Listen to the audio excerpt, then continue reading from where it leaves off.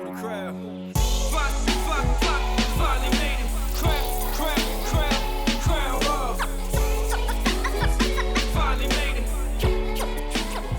Crowd up. What up, world? For those who don't know, I go by the name of Jay Adams. I'm here with my homeboy, Big T. What's going on, Boston? The saga continues. Yes, sir.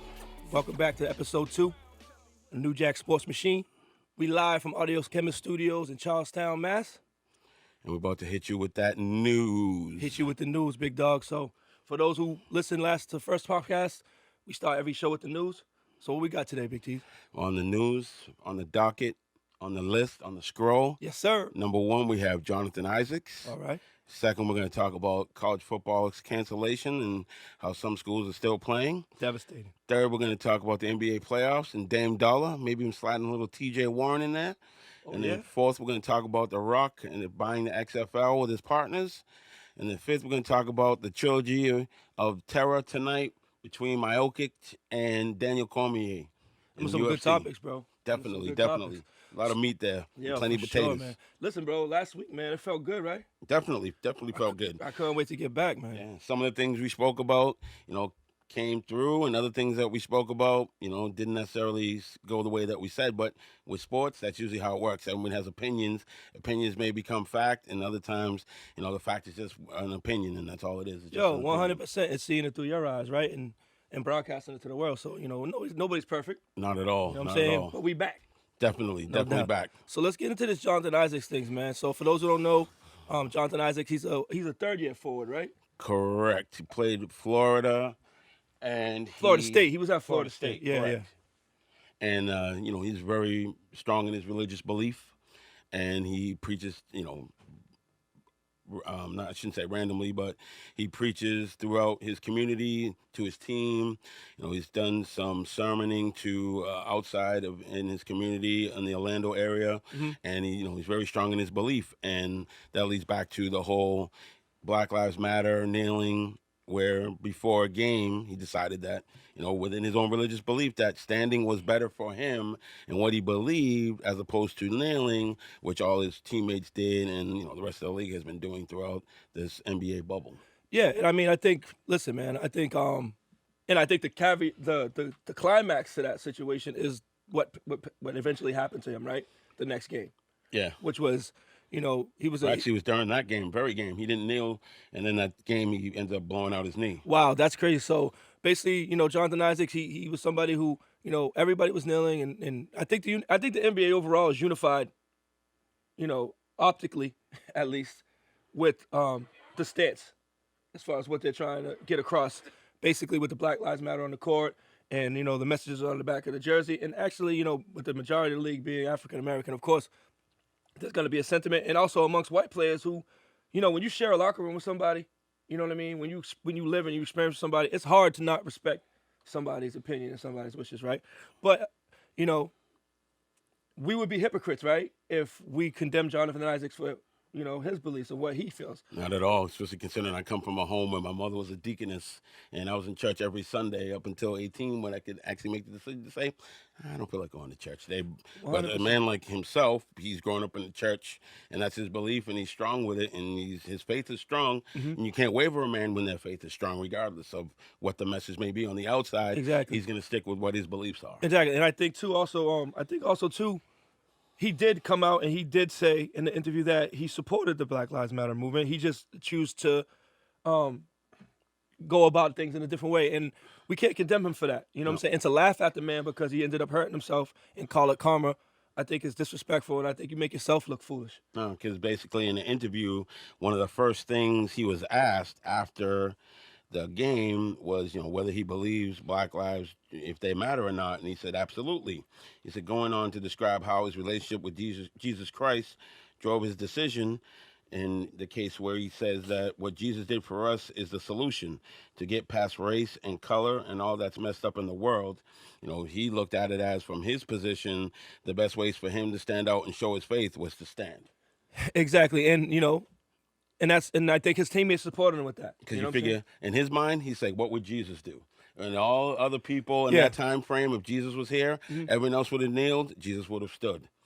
And And vice from his versa. perspective. And vice versa. If someone was told everyone kneel like you're kneeling to a king, Mm-hmm. Jesus would have stood. So in his mind, in Jonathan Isaac's mind, he's doing as his inspiration would have done. Now I understand the dichotomy, right? And Tease, I'm breaking out words, bro. Yeah, thesaurus. Yo. Need to get that thesaurus out there, homie. No, but I understand the dichotomy because, as a black person, I think there's a divide in the sense of, there's a lot of people, myself included, a lot of times where it's like, we have that whole, turn the other cheek, love thy enemy type of approach to some things. And some people have the ideology of like, look, we've been explaining to you that this has been going on. We're not gonna try to explain ourselves anymore. You either know at this point or you don't. And if you're either with us and showing that you're with us and you're against us, I understand that perspective too.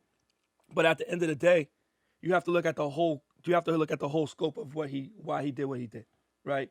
He came out, he chose to stand. I'm not gonna condemn a man just like I would call somebody out who questioned Cap for kneeling.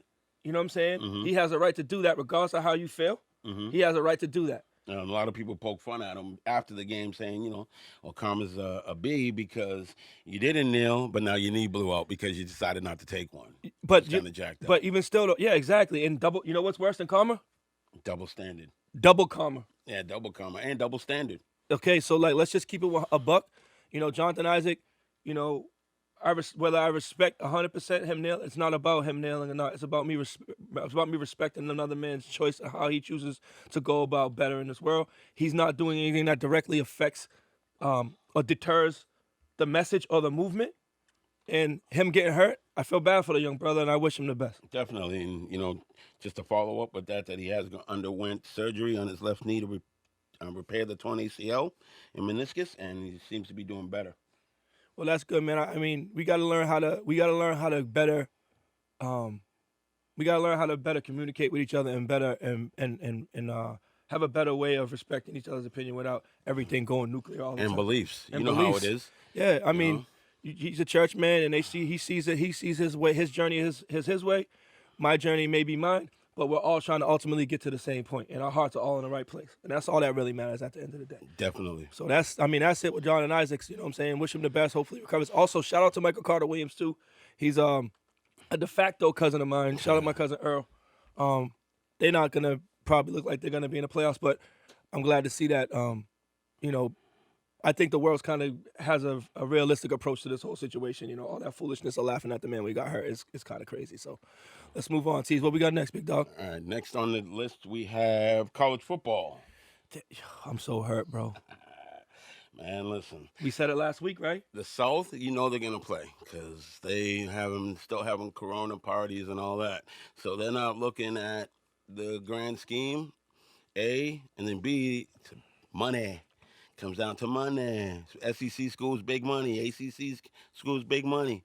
Not going to turn that money away. I mean, and that's what I was saying last week. And remember last week you said to me, hey, they're not playing football. Remember? Yeah. And I had the same sentiment that you just said. And then all of a sudden it seemed like everything changed, right? Everybody, it was gung-ho playing. It was like, then all of a sudden it was like snap of a finger. All of a sudden you get the blurb, Big Ten canceling football. Yeah, Big 12.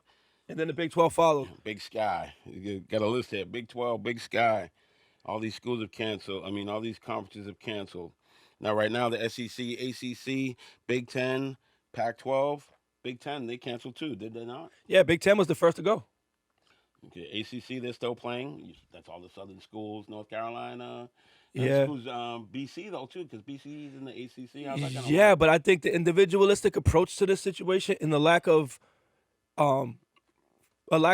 central leadership when it comes to the NCAA. We all know what the NCAA is, bro, right? True. Well, one thing, and I was doing research on this, is the problem, unlike the NFL or you're dealing with other leagues, the NCAA, they don't have control over the conferences like other governing bodies would have.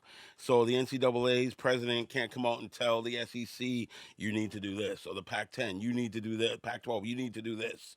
They won't do that. They'll leave it up to the individual conferences and presidents of the universities, kind of like 45 does with the country, to make their own decisions and their own rules. Actions reflect leadership, right? True. Because So- as of right now, for the ACC will have 10 conference games and 1 non-conference game.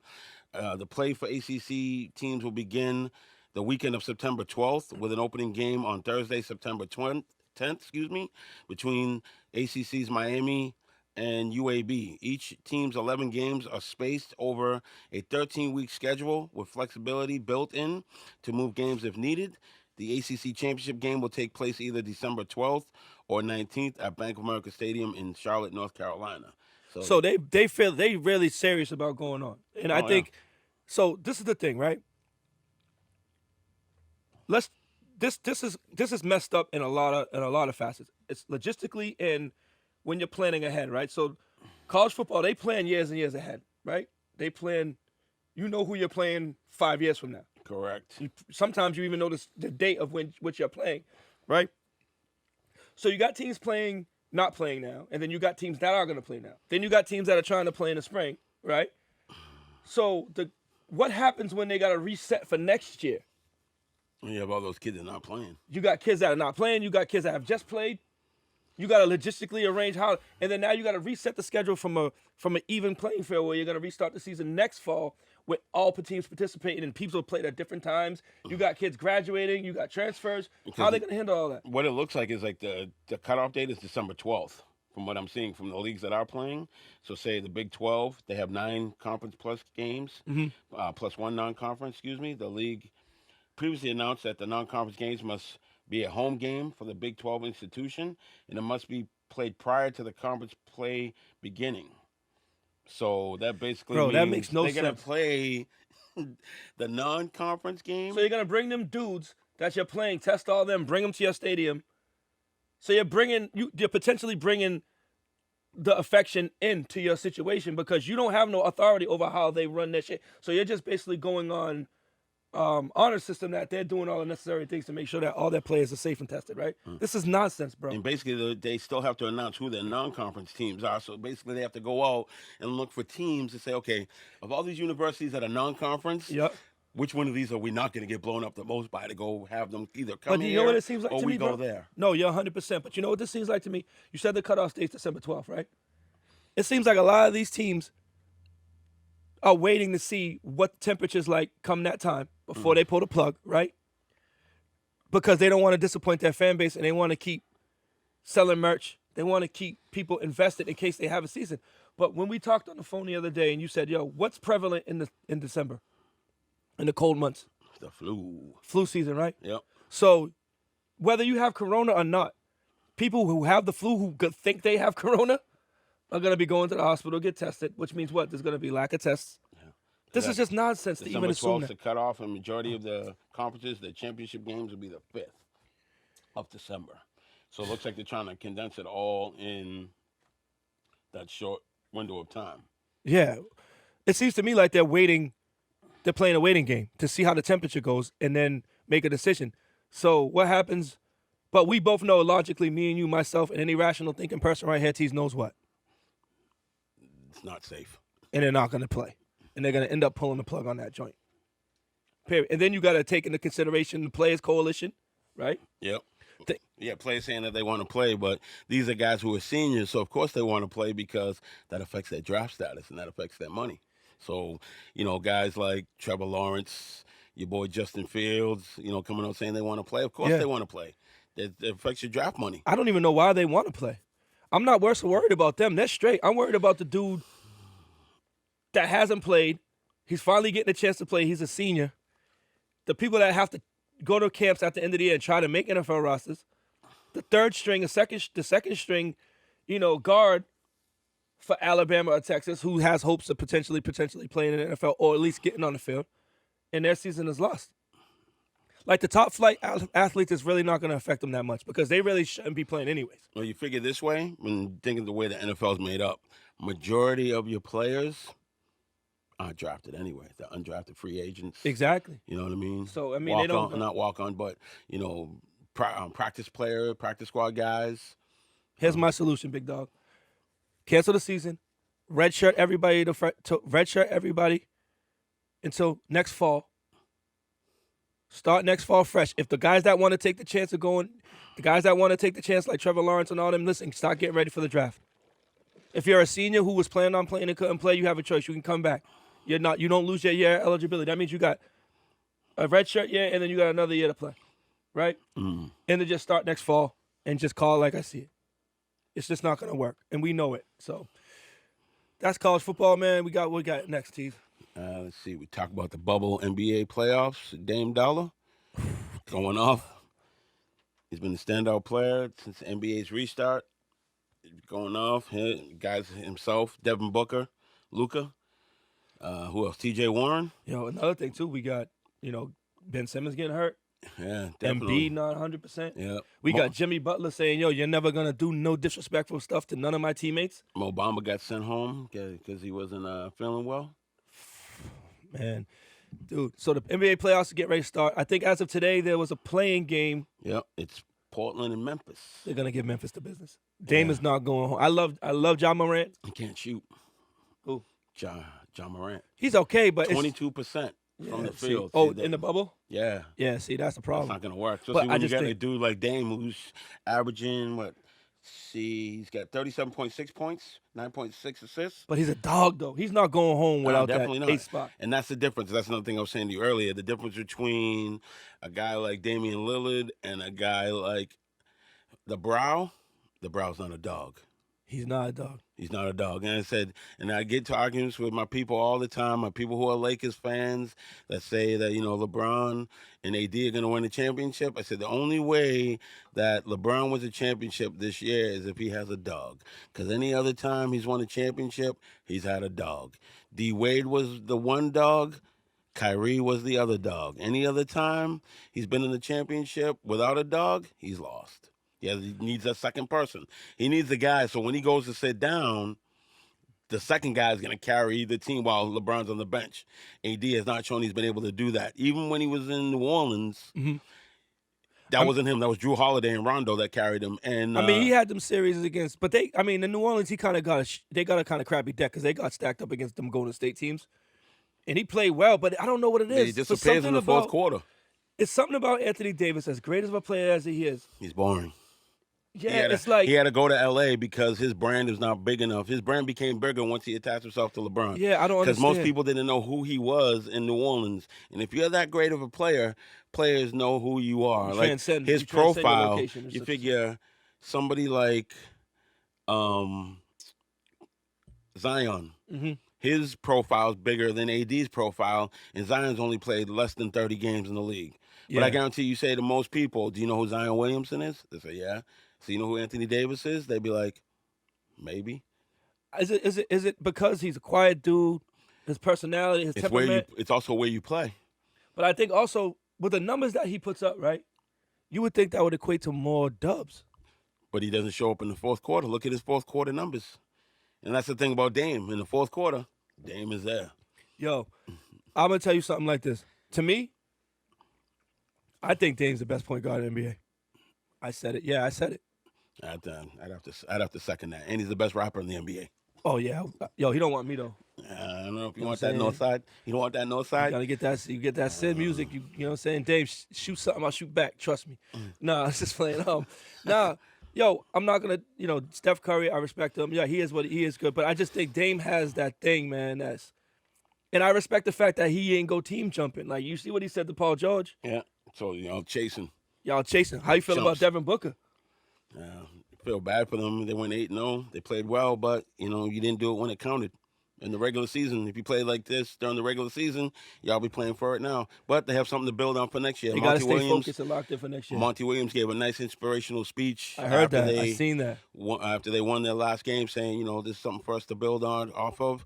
And they didn't want to get in by someone else losing. They wanted to get in winning on their own merit. By earning it. But they did everything they had to do. Correct. And sometimes that's all you can do. And to go 8-0 in the bubble, when, a lot of teams weren't expecting them to do what they did, and a lot of people weren't expecting that from them, you have to tip your caps to them. And the teams they beat the Clippers, right? Yeah. They beat the Lakers. Yeah, they beat what I'm saying? They beat everyone they played against. You know what I'm saying? So they showed out. And I think that I don't want to see Devin Booker leave and go to New York or no crap like that. Stay in Phoenix and build something there. You know what I'm saying? You don't want to go work for James Dolan. So who do you got? How do you feel about let's just I don't really want to do the cliche like pick it, but who do you got? You know, who's your team in the East and who's your team in the West that you think like might sneak up and maybe kind of do some things that you might not have expected them to do? I know a lot of people are big on Portland right now on the Portland East. plays no in the West. defense. That's their problem. Yeah, they don't play. But Portland tries to Mirotic is big for outscore. them. They try to outscore everybody. They don't play any defense. They don't play any D. Yeah. Look at the game the other day where they won 134, 133. There was no defense. Would you say the Nuggets did? They're not ready. Because that Michael Porter kid and Jamal Murray hasn't played, has he? They're not ready. You don't think so? OKC is a team you need to watch out for with those 3 guards. Yeah, Alexander, Paul, and your boy there. Schroeder. Yep. Yeah, I can see. Okay, and Chris Paul is he's another dog. You know what I'm saying? He might not be able to be as athletic as he used to be, but he still gets it done. Yeah. That's a good pick, Tease. I agree. Certain characteristics that make up your team when you're looking at a team that has the chance to make noise, like the Celtics, Kemba Walker. I like him. Even though he's a little dude, he's a dog. The only problem the Celtics have is their bigs aren't big enough. Yeah, they don't have that one guy, and I think they're gonna need 1 or 2 bench players. But they counteract that because they have 4 guys: Marcus Smart, Jaylen Brown, Tatum, and Hayward that can make plays and shots. Yeah. So that makes it you got 4 guys where most teams only have 2 or 3. The Celtics can go deeper. You can bring in Romeo Langford. You can bring in Romeo Langford's a good defensive player, but I think you know what it is. Role players in the playoffs is what counts, right? But when I think about the Celtics, well, we'll get into the Celtics. We'll get into the Celtics in a little while. We're not going to stick too much, but I was really big on Toronto until I seen what the Celtics did to them. Toronto don't show me nothing. How do you feel about Indiana? Oladipo, TJ Warren is a nice duo right there. They could make some noise possibly. But do you think teams like Milwaukee, teams like the Clippers have kind of been laying in the cut and waiting for the actual playoffs to start to really turn up on dudes? Because that could change everything. See, the thing with Milwaukee is they still don't have a number 2. Because Middleton's a number 3. He's not a number 2. Yeah, and their role players are not playing good at all. You know what I'm saying? They're not playing good at all. So I think that was a little bit of false gems with Milwaukee. Definitely. You know what I'm saying? Now, Dallas could be a team, but with... They don't play no D either, though. Yeah, true. And old boy's foot's hurt. Big dude there. Porzingis? Yeah, he hurt his heel. He's going to be one of them dudes that's always hurt. He's one of them 7-footers that has brittle bones. He's always going to be a problem. But Westbrook has the quad, so the Rockets are in jeopardy. Houston ain't going to go nowhere, yo. I think teams are starting to figure out, bang them dudes down low and punish them. Yeah, because if they play the Lakers, they don't have the size. They don't have the size. At all. LeBron's going to have to go Superman mode, for the Lakers. I just feel that they don't. I thought coming into the bubble, how they were approaching and things, their attitude going into it, I thought it was going to help them, but they don't have enough perimeter. They don't got enough other perimeter. pieces. They don't have enough somebody who can score. Like somebody can get their own shot. Who on the Lakers can get their own shot besides LeBron? Exactly. And I think when you have a team where you have 2, people go, oh, well, they got 2 of the best 5 players in the league. They don't need anything. Yes, you do. You need guys that fit and play in those roles. And you got to think, and those in the playoffs, in home games, your role players play better. You don't have that advantage now. Yeah, because everyone's playing a neutral site. Exactly. So, it's going to, I'm excited to see. This is going to be a good playoffs. I think it's going to be a team that nobody expected that came ready to play. That's going to end up somewhere where people didn't think they was going to be. That's why it would have been interesting to see Phoenix get in. Definitely. You know what I'm saying? I would have liked to see that. Definitely. What's up next, big dog? Let's see. What's up on the board now here? The Rock buying the XFL with his partners. 15 mil. 15 million. Yo. Bailing out his boy Vinny, who ran that thing into the ground. He owes Oliver Luck money. Over? Yeah. Cut the check. Breach of contract, bruh. Cut the check, Jake. Try to cut Andrew Luck's dad out of it, and Andrew Luck's dad's like, nah, you here for my lawyer. So they're already in financial difficulty. But some of the things I've been reading about The Rock doing, which is not a bad idea, is possibly having some storylines about certain players, talking about reality shows. Correct. From where they came from to how they got to the XFL. Hard Knocks. Correct. The whole season. But the thing about it, kind of like also taking it from his show Ballers, where he's an agent, showing it from the backside. Yeah, and I think, this is the thing, right? And that's what people crave now. They want to see, like, if you could show into the life of Tom Brady, or when he had that, show Tom on there. Time? Yeah, Tom versus Time. People wanted to see that. They want to see behind the scenes. Yeah, they want to see what players do once they leave. Not only players, the coaches, staff, somebody, the ball boys. Like, But see, that stuff's all well and good, right? But if your football is trash, see, people go, well, first of all, one thing in the NFL. So let's do this right here. So, Will, this is going to be a segment that we call J and T's Fix the XFL. How that sound? Sounds great. All right. It may take more than one take. Nah, we're going to do this really quick. First thing they got to do is what, T's? Yo, you're not competing with the NFL, so stop. Correct. Okay? They need marketing and promotion. Second thing is stop playing in NFL stadiums, right? You got to start grassroots. Third thing is you don't need 17 teams. What did the NFL start with? It was like 6 teams? What did the NHL start with? 6 teams, 8. right? Original 8. Original 8. Don't put them things in major cities. Put them in sub-major cities. So instead of putting them in Boston, put them in Providence. Yeah. Instead of putting it in New York, put it in Jersey. You know what I'm saying? Instead of putting it in San Fran, LA, put it in Santa Clara, put it in Sacramento. You know what I'm saying? And then stop trying to get these named players that have name recognition but can't play no more. Correct. Give the guys the time to build and run up and build their programs and bring the college game into the NFL. I mean, into the XFL. And this is another thing. Get rid of the XFL name. Where do you change it to? North American Football League. Because you gotta think, Tease. If I gave you this water and every time and you're like, I drinking this water, this whatever brand water I give you, right? Mm-hmm. And every time you get it, you spit it out. If I try to give it to you a third time, are you gonna drink it? No. But what if I take this and, it's not J water no more. This is super elegant water, and it's a different package, and I give it to you. You're gonna accept it and ingest it a different way, right? From a new perspective. Mm-hmm. Third thing too is find young owners who are football fans that know football to invest and buy your team. So the burden of the finances don't exist and don't sit on just one person. And that's what Vince McMahon messed up. So now, because according to the bankruptcy filings, the league generated about $14 million in revenue through the first 3.5 weeks of its season and roughly $27 million in game day revenue alone by cutting the season short due to COVID-19. So they were making money. It wasn't like they weren't making money. No, but you know why? Dude, this is what happens. They were making money. But what happened is the weeks going on, the football was bad. Yeah. Bad product on the field. Because they were trying to use names Yo, instead the of dude that actual they teams. got, who's the quarterback that was Landry playing on Jones. Dude, he could not. The He dude looked like was, Laundry Jones, like 2 big piles of laundry stuffed Yo, they into some interviewed this football dude. equipment. This dude said he was making furniture, and he was out of the league for 4 years. You go in college, right? You go to Alabama, you go to Clemson, you go to all these top schools, and you hire their scouting people to be your GM. I ain't got that kind of money, bro. Dude. You got to get the young up-and-comers, the ones that are looking for work, not the established people. Okay. They can't go after the established But people. the most important thing is they gotta be able to recognize You got to talent.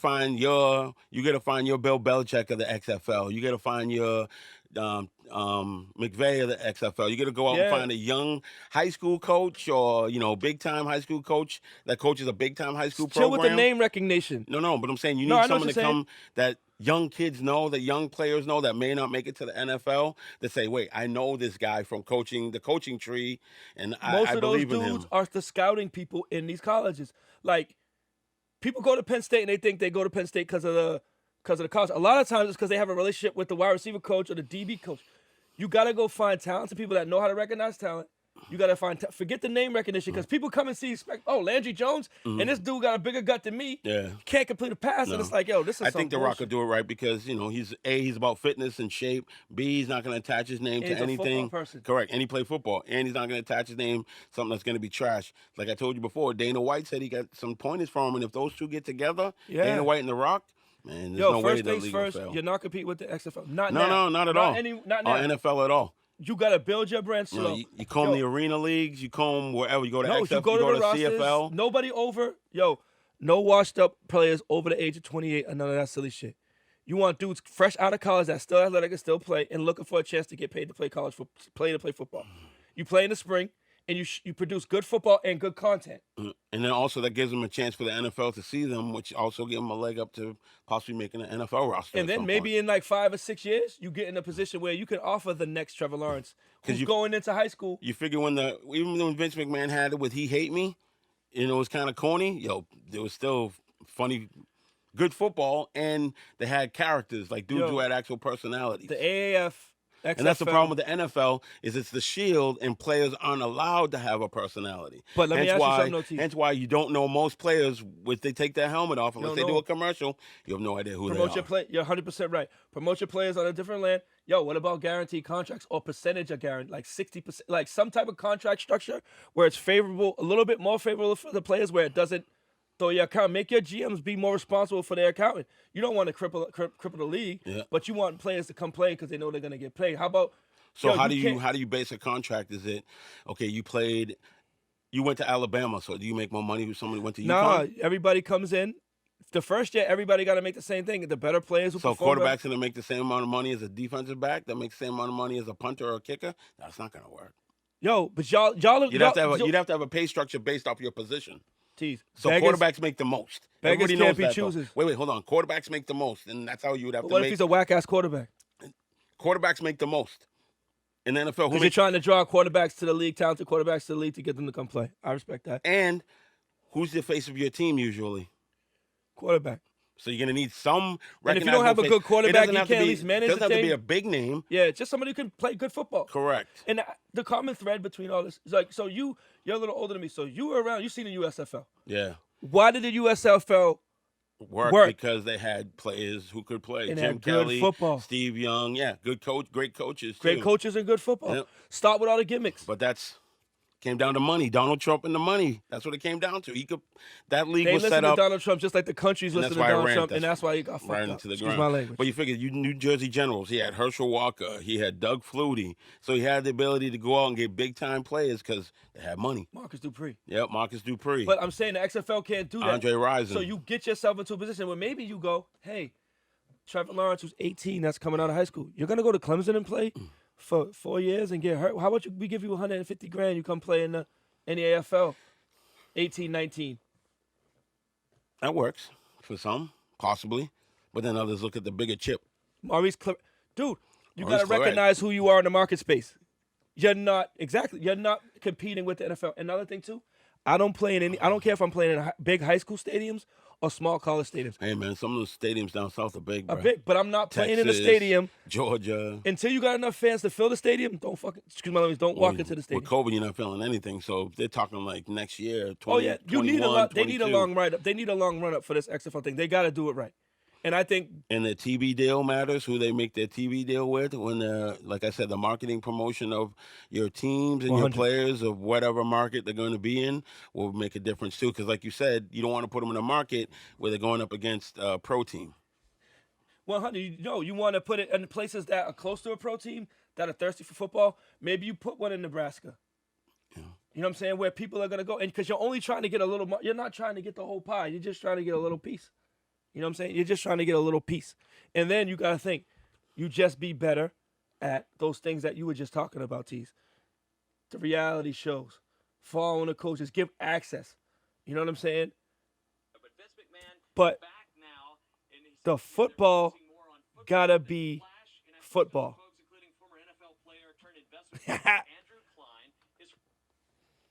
So the football got to be right. You know what Definitely. I'm saying? If the football is not right, then nobody's going to watch. Because real football people, they know good football when they turn it on. Yeah, you turn it off real quick. So that's the XFL. I think, I just want more football. I would like to see a spring league. I'm hoping that it works. And I'm looking forward to hopefully seeing what The Rock can do, especially with Dana White involved. And $15 million, dude, I had that. Yeah, you had 15 mil? Yo, I had it in the trunk. Wow, stacks. J-League football. I'll be coach, general manager, starting cornerback, wide receiver, special teams. Oh, that league will be done. Referee. So that league will end in like 5. That league will be over. Like 5 minutes. So here's your thing, bro.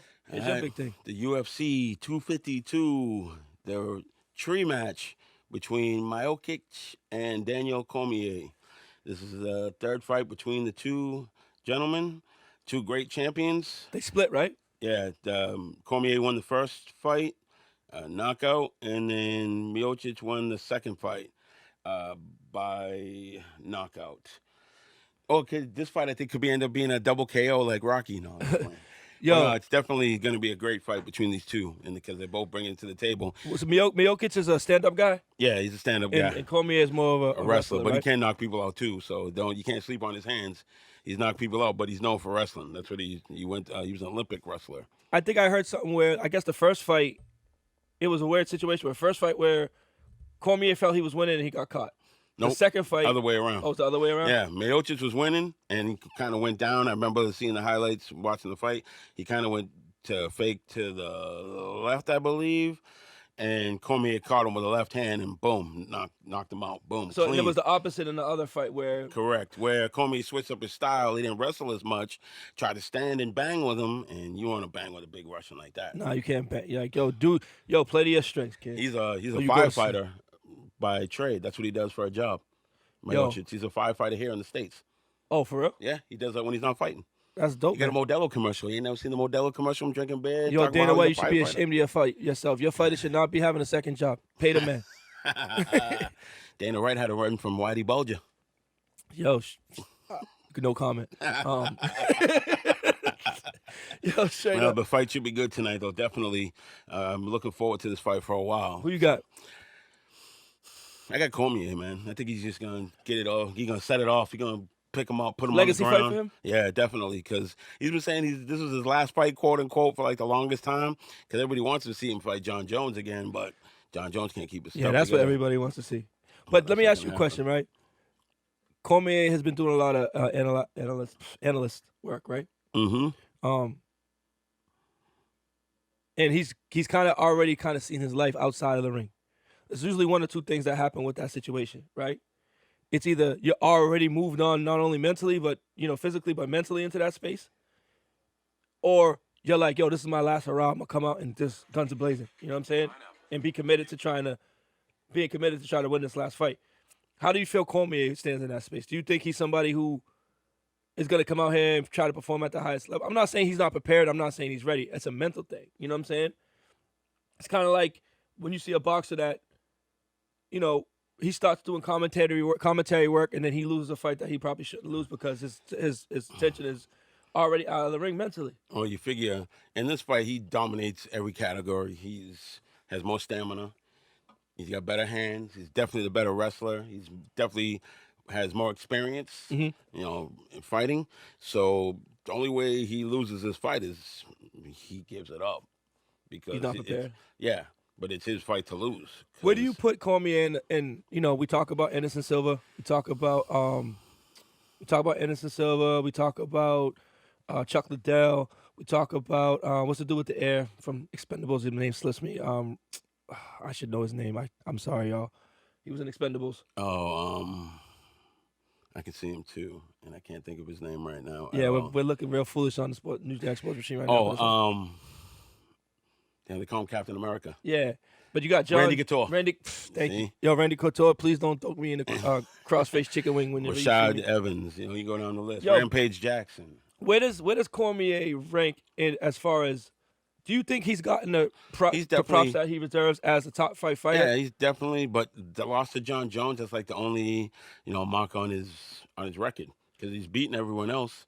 He's beating everyone else. Anyone and everyone. He told Brock Lesnar he was going to whoop him. Anyone they put in there, he's whooped except John Jones. Okay, so that's my thing with him. Is like my thing with Daniel Cormier feels like that John Jones kryptonite that has such a big stigmatism attached to it. And he cried after he lost, so that don't make it look any better.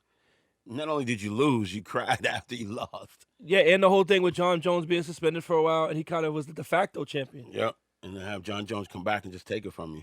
Yo, I just want to preface all my comments right now about UFC fighters by saying that I have no beef with y'all. None. I got nothing but respect and love for y'all and what y'all do. I am strictly voicing my opinion. Last thing I want is smoking these streets. Definitely not. So the only way, like I was saying before, that Cormier loses is that he gives it up. He is older. He's 41. had some nagging injuries. So Well, I didn't know he was that. I didn't know he was that old. yeah, he's 41 years old. I think my concern with the fight is, I just wonder if Cormier, he's getting all this praise for his analyst work, and I'm wondering, he said it in the interview on ESPN with Molly Quorum, he was basically saying, like, this is my last fight. I'm already set up. I know what I'm gonna do after I leave. It's gonna be a good, career thing for me. Yo, I wonder if he's already on to his next career and he's gonna come out there and kind of already have his, because you know what it is, teasers. A lot of it comes down to your mentality. True. And if it's his mentality in the right space, if his mentality is in the right space, you're saying to me it should be Cormier all day. It's Miocic. Like I said, put some hands on him. But they both got good hands, and like I said, you say who's gonna come prepared. I'm gonna watch it. One of the things with the UFC, I'm a UFC fan. I'm a boxing guy, but I like UFC. I just think they fight too much, man. There's too many fights all the time. You get a lot of fighters, so that's why. Yeah, but for me, it's just like, it's nothing special about it if you're getting it all the time. Well, for some that do get it all the time, it just may be that special to them because they need to see it all the time. You got to feed the fans what they want. I guess so, man. If you starve them, because you figure before, it used to be on all the time. You could turn on TBS, TNT, they'd be fighting there. You turn on FS1, they used to have fighting there. Maybe the top fighters have a more build-up. Maybe you fight with them lower level guys that are trying to get. Yeah, I don't mind those fights. Oh, you got to figure before, when you had the fights when they weren't so often, you didn't have as many top-level fighters. You had the Gracies, you had... Yeah, they were still new. They were still new. You still had Tito Ortiz, you had Liddell, you had certain guys. Now, you have all the different weight classes. And women. So you got to have a lot more cards. You have a lot more countries are asking for it now, where before it'd be in America or it'd be in Brazil. Now, you got to go to the United Emirates. You got to go to Norway. You got to go to Japan. So there's a lot more. And one day we got to have that. One day we got to have that Dana White discussion and UFC discussion, because these guys definitely, they definitely should be getting. They're not getting boxing guys' numbers, and the system is set up. There's positive and advantages. There's net positive, negatives to that situation. And not only that, you're suspended after you're done fighting until you're healthy again, because the athletic commission suspends you after. That's something that they do. It's policy. Because you're injured, so you're not allowed to fight within a certain window of time. For boxing, right? Correct. Oh, no, for UFC. Yeah. So, say you fought this month, you have 3 to 6 months before you can fight again. Yeah.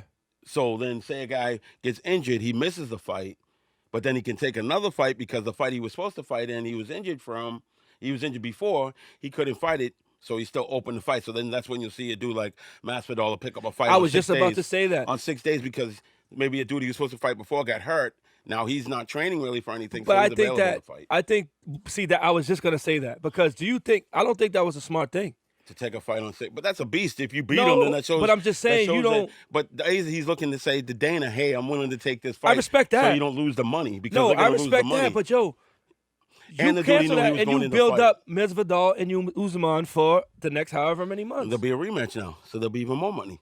Because now Masvidal will go train. They'll come back, and it's all about the money train. Come on now. Yeah, I just think Wesley and Woody, the money train. True. You know what I mean? Well, now, man. So listen, everybody. Yo, Tease, we got socials, bro. We got socials. We got socials, yo. So listen, if you guys want to reach out to us, you want to talk to us, you want to challenge us, or you want to just show love, you can reach out to any one of our socials. It's all New Jack Sports Machine IG, New Jack Sports Machine Facebook. Also, if you want to reach out to us via email, you can get us at newjacksportsmachine@gmail.com. Me and T's eventually going to start reading some of those things online, reading your comments online, and we look forward to interacting with y'all and seeing how you guys feel about the show, see how you guys feel about some of the topics that we discuss, and trying to challenge, see if we're right or wrong or agree with us or disagree. We're welcome and open to all. So what's up, T's, man? You want to hit this? You want to deal with these guys, man? These Red Sox, man, or what? And these bum Red Sox. You got position players pitching. Yo, I mean, we talked about it a lot last week. Like, how, like, on the level of unacceptability, like, where would you rank this? Out of 10. Negative 100. Like, I'm looking at this thing, right, and I'm trying to find things to be optimistic about. And there was a little spurt there, like after they bombed. I think it was like 3 or 4 games in where it was like, okay, maybe they're gonna play some baseball. You know what I'm saying? But they don't have enough pieces to compete right now. Not even close. They 100% don't have enough pieces to compete. And I'm just sitting here saying, like, how much of my time do I want to allocate to this? Not too much. Okay, so let's just get into it real quick. And let's just get And to make an analogy to that, how much time you want to spend on it, you put it the same analogy of how much money the Red Sox spent on the team. So that basically tells us how much time we should actually speak about them, since they're really not wanting to spend money on them. So they're not really worth our time to speak on, since they're not willing to spend on. You know what I mean? Yeah, and don't piss down my back and tell me it's raining. Like, at least if you're bagging the season, it's just a reconstruction season. Like, let's just call it like it is. Don't try to front like you're actually competing. Dude, I turned on the game the other day. They were losing to Tampa Bay. It was a second inning. I think it was like 12-3 or something like that. Now here's a little dose of reality for all you Red Sox fans out there. Hit them with a tease. All right, so the 2020 Red Sox versus the 2019 Red Sox through 20 games. The pitching for the 2020 Red Sox, you have a 5.86 ERA with a 1.65 WHIP with 30 home runs.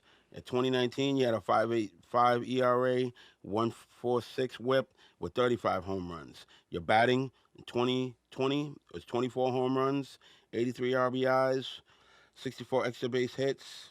Team averaging, 252, 313, 418, and 731, respectively.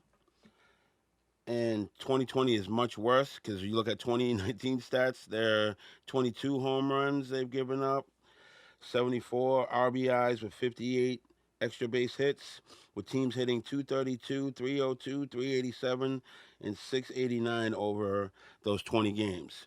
So 2020 is so much worse. Yo, and the thing too, I seen something. I think Maz, I'm not like, don't quote me on the exact stat. I don't know if maybe you can find it, Tease, but he had mentioned something the other day where he said, since 1930 something, the Red Sox have only had one between 1930 something and now, and before John Henry owned the team, the Red Sox finished last only one time. Since John Henry's owned the team, they finished last fourth. So you're compromising every season for a championship. You know what I'm saying? Mm-hmm. And then when you look at the end of the situation where we're coming to right now, where it's like kind of everything has been kind of sold out and it's like a low grade product right now. Mm-hmm. Well, they're just cutting them. And you let everywhere. Dombrowski have a fire. Like $125 million that is tied up on this team right now, of the players that are playing right now. $125 million, gonna be the same guys coming back next year for that same amount of money. So the team's not gonna improve. Yeah, I mean, especially if he's worried about luxury tax. Yo, why are you worried about luxury tax? But we got into that last week, right? What our theory is. Money. And selling. Yeah. Right? Like I said, the team's not gonna do anything until you have new ownership. And they're excited about bringing the championship back to Boston because the current ownership has already done that, and they've mismanaged their money from the previous general manager, Mr.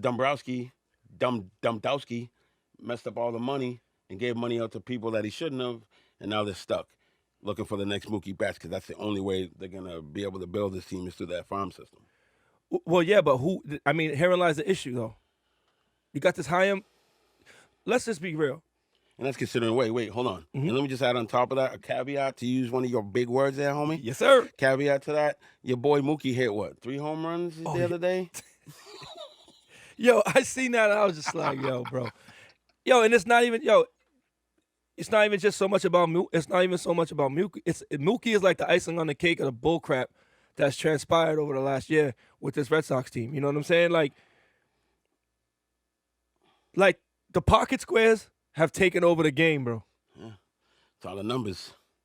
The Stratomatic baseball dudes in the pocket squares. And let me ask you a question. Aside from Theo Epstein, right? Most of those guys come from that Billy Beane model, right? Yeah. How many championships have been won with that strategy? When you figure the groundwork, Dan Duquette set the groundwork. But he wasn't a money ball guy. Though. No. But he had the farm league set up to where you had Nomar, you had a lot of your guys that you had on the team at the time. You brought in the free agent of Big Papi and Manny, but then a lot of your other players were homegrown guys. Yeah, but I'm saying I'm talking about Jan Duquette was a baseball dude. These Stratomatic baseball guys who think that they can fill the team. See, It's about the numbers. They're the roto people, not they're the roto number people, as opposed to the on the ground dirt.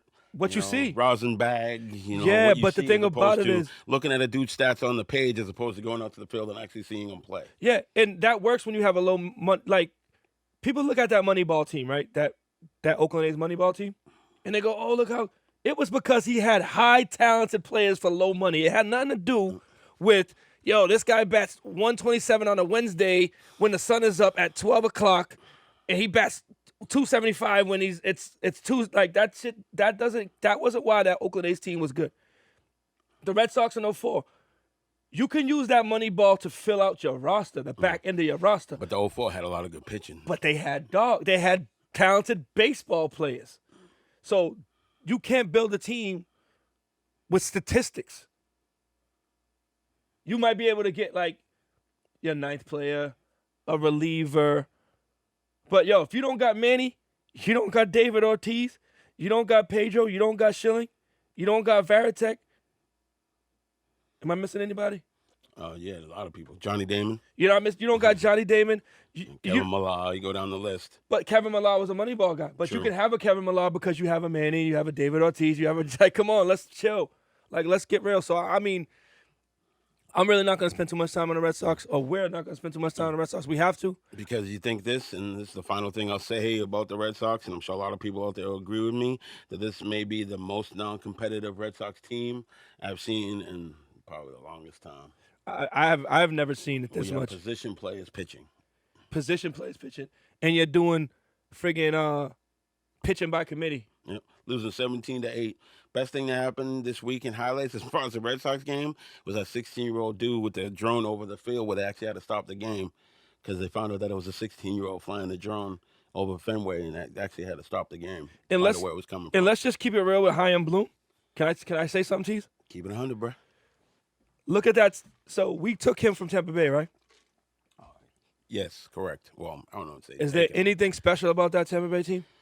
No, they're just good with their money, and but they had the farm system people, so they could pay low, And then once guys, Evan Longoria outgrew their contracts, they left and went play somewhere else.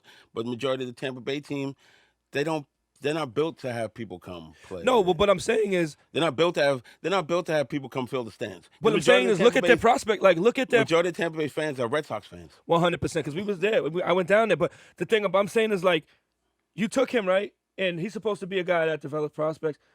Like, they got Snell, the pitcher who's not pitching right now. He's hurt. Of their position, maybe I don't know, but of their position players, maybe they're young, maybe they still got time to grow. But I don't really see anything special out there that makes me think that Chaim Bloom is a guy that can sit there and evaluate talent. Yeah, well, I'm about to find out. The only good thing that's going to come out this season is they'll get the number one pick if they have the worst record. And we'll find out. So listen, I'm not gonna. That was our down on Jersey Street report.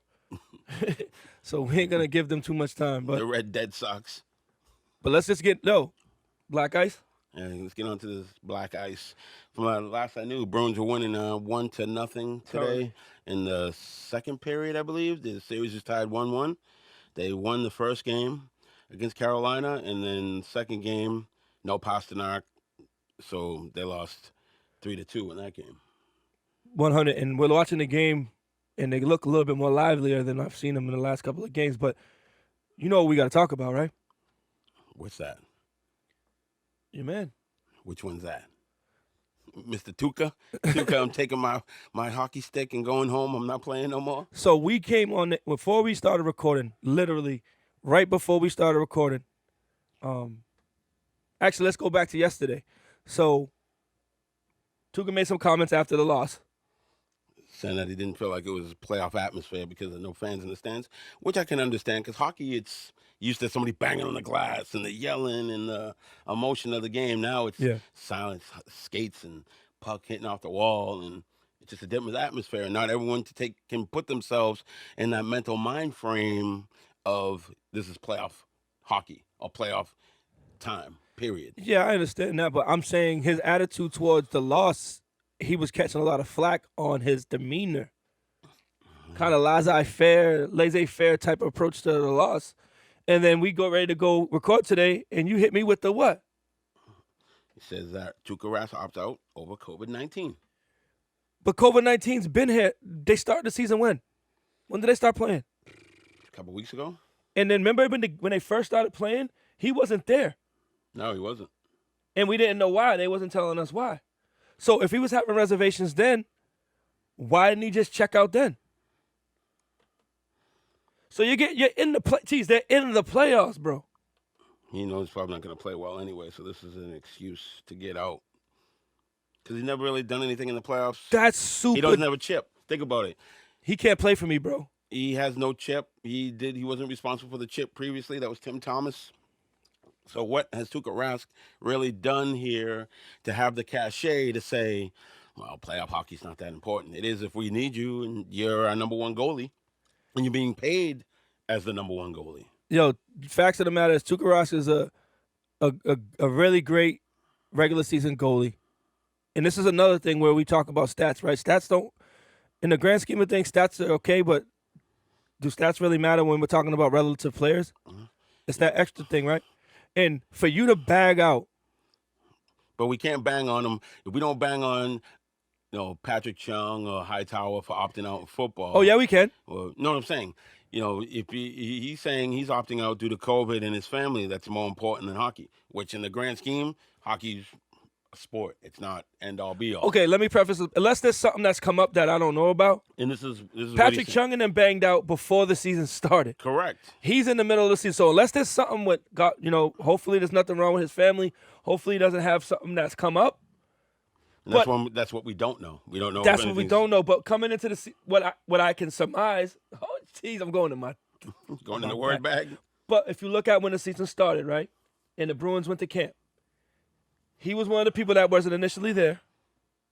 Oh, you got some information? Yes, sir. So basically, all right, so let's get it. He left due to COVID reasons to go home to be with his wife and 3 children, including a newborn. So that makes sense if he has a newborn at home. Even if there's a chance that he goes home, goes to visit, whatever, and he contracts it and he doesn't know and he's a carrier, he doesn't want to bring that home to his house. But knowing, and I know what you're about to say, knowing that he had a newborn, because he said he wanted to stick it out for his teammates. But then I think on top of it, not being a playoff atmosphere for him, he's not feeling it. He's like, do I really want to be here in the grand scheme? Am I really going to help my team? He may hurt them more than help them. So he could be helping them by stepping down and going home to focus, because he's always going to be thinking about his family at home and not thinking about hockey, because the main focus is not hockey right now. I didn't necessarily think about it like that.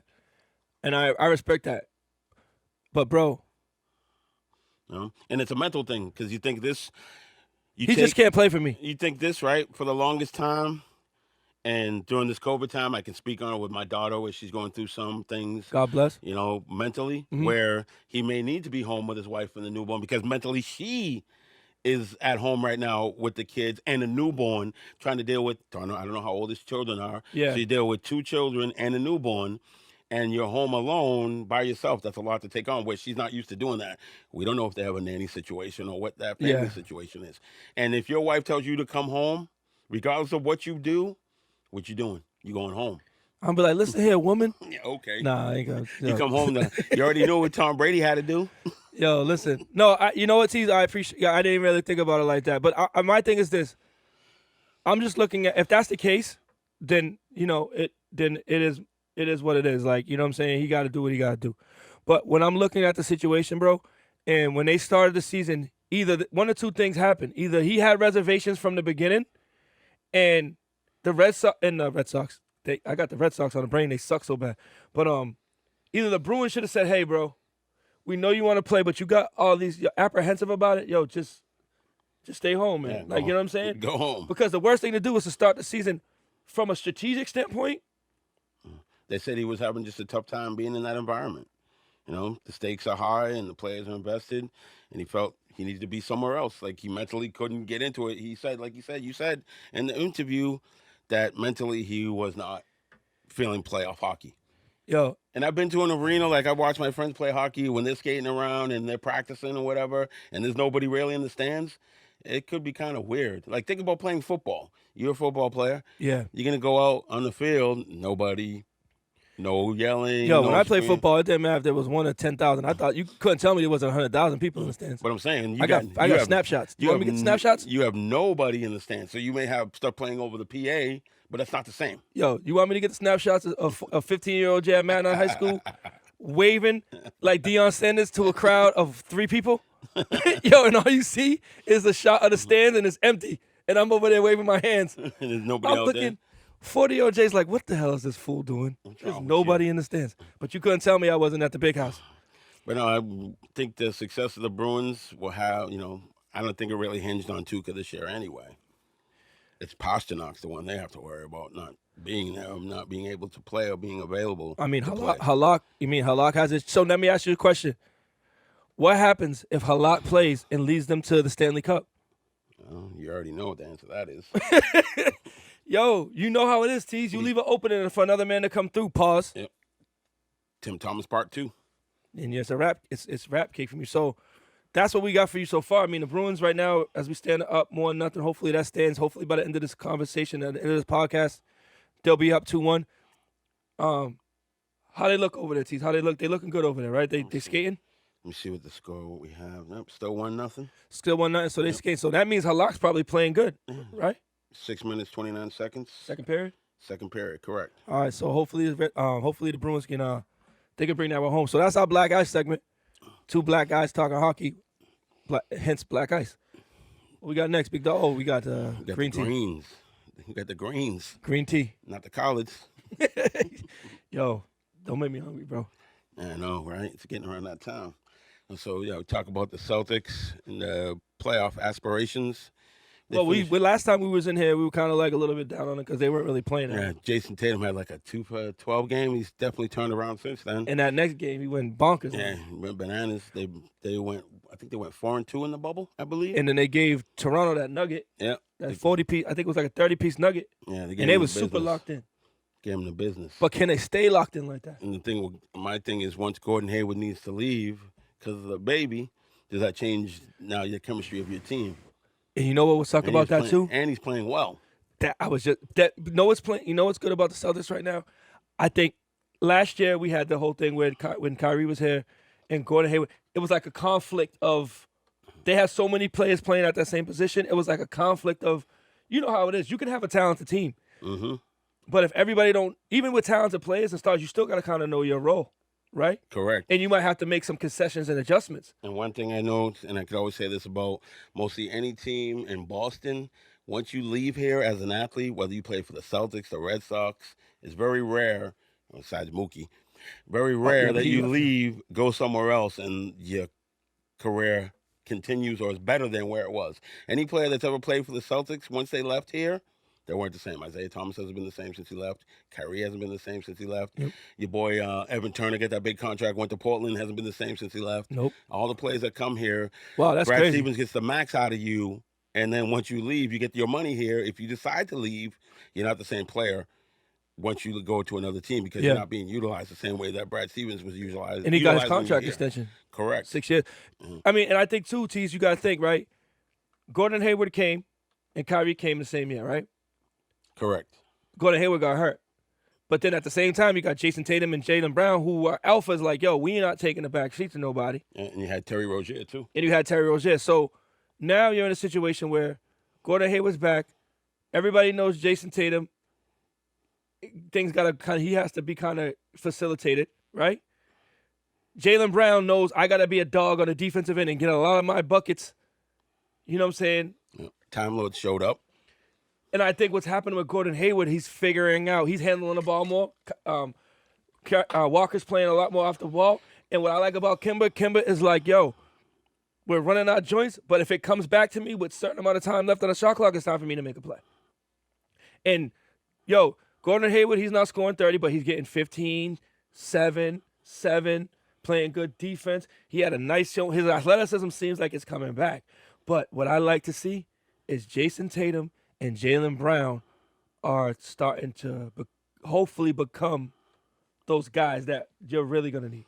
Oh, definitely. Well, you see Jaylen Brown, he's already taken charge on the social side and on the court. He was one of the guys saying that, they weren't backing down from LeBron.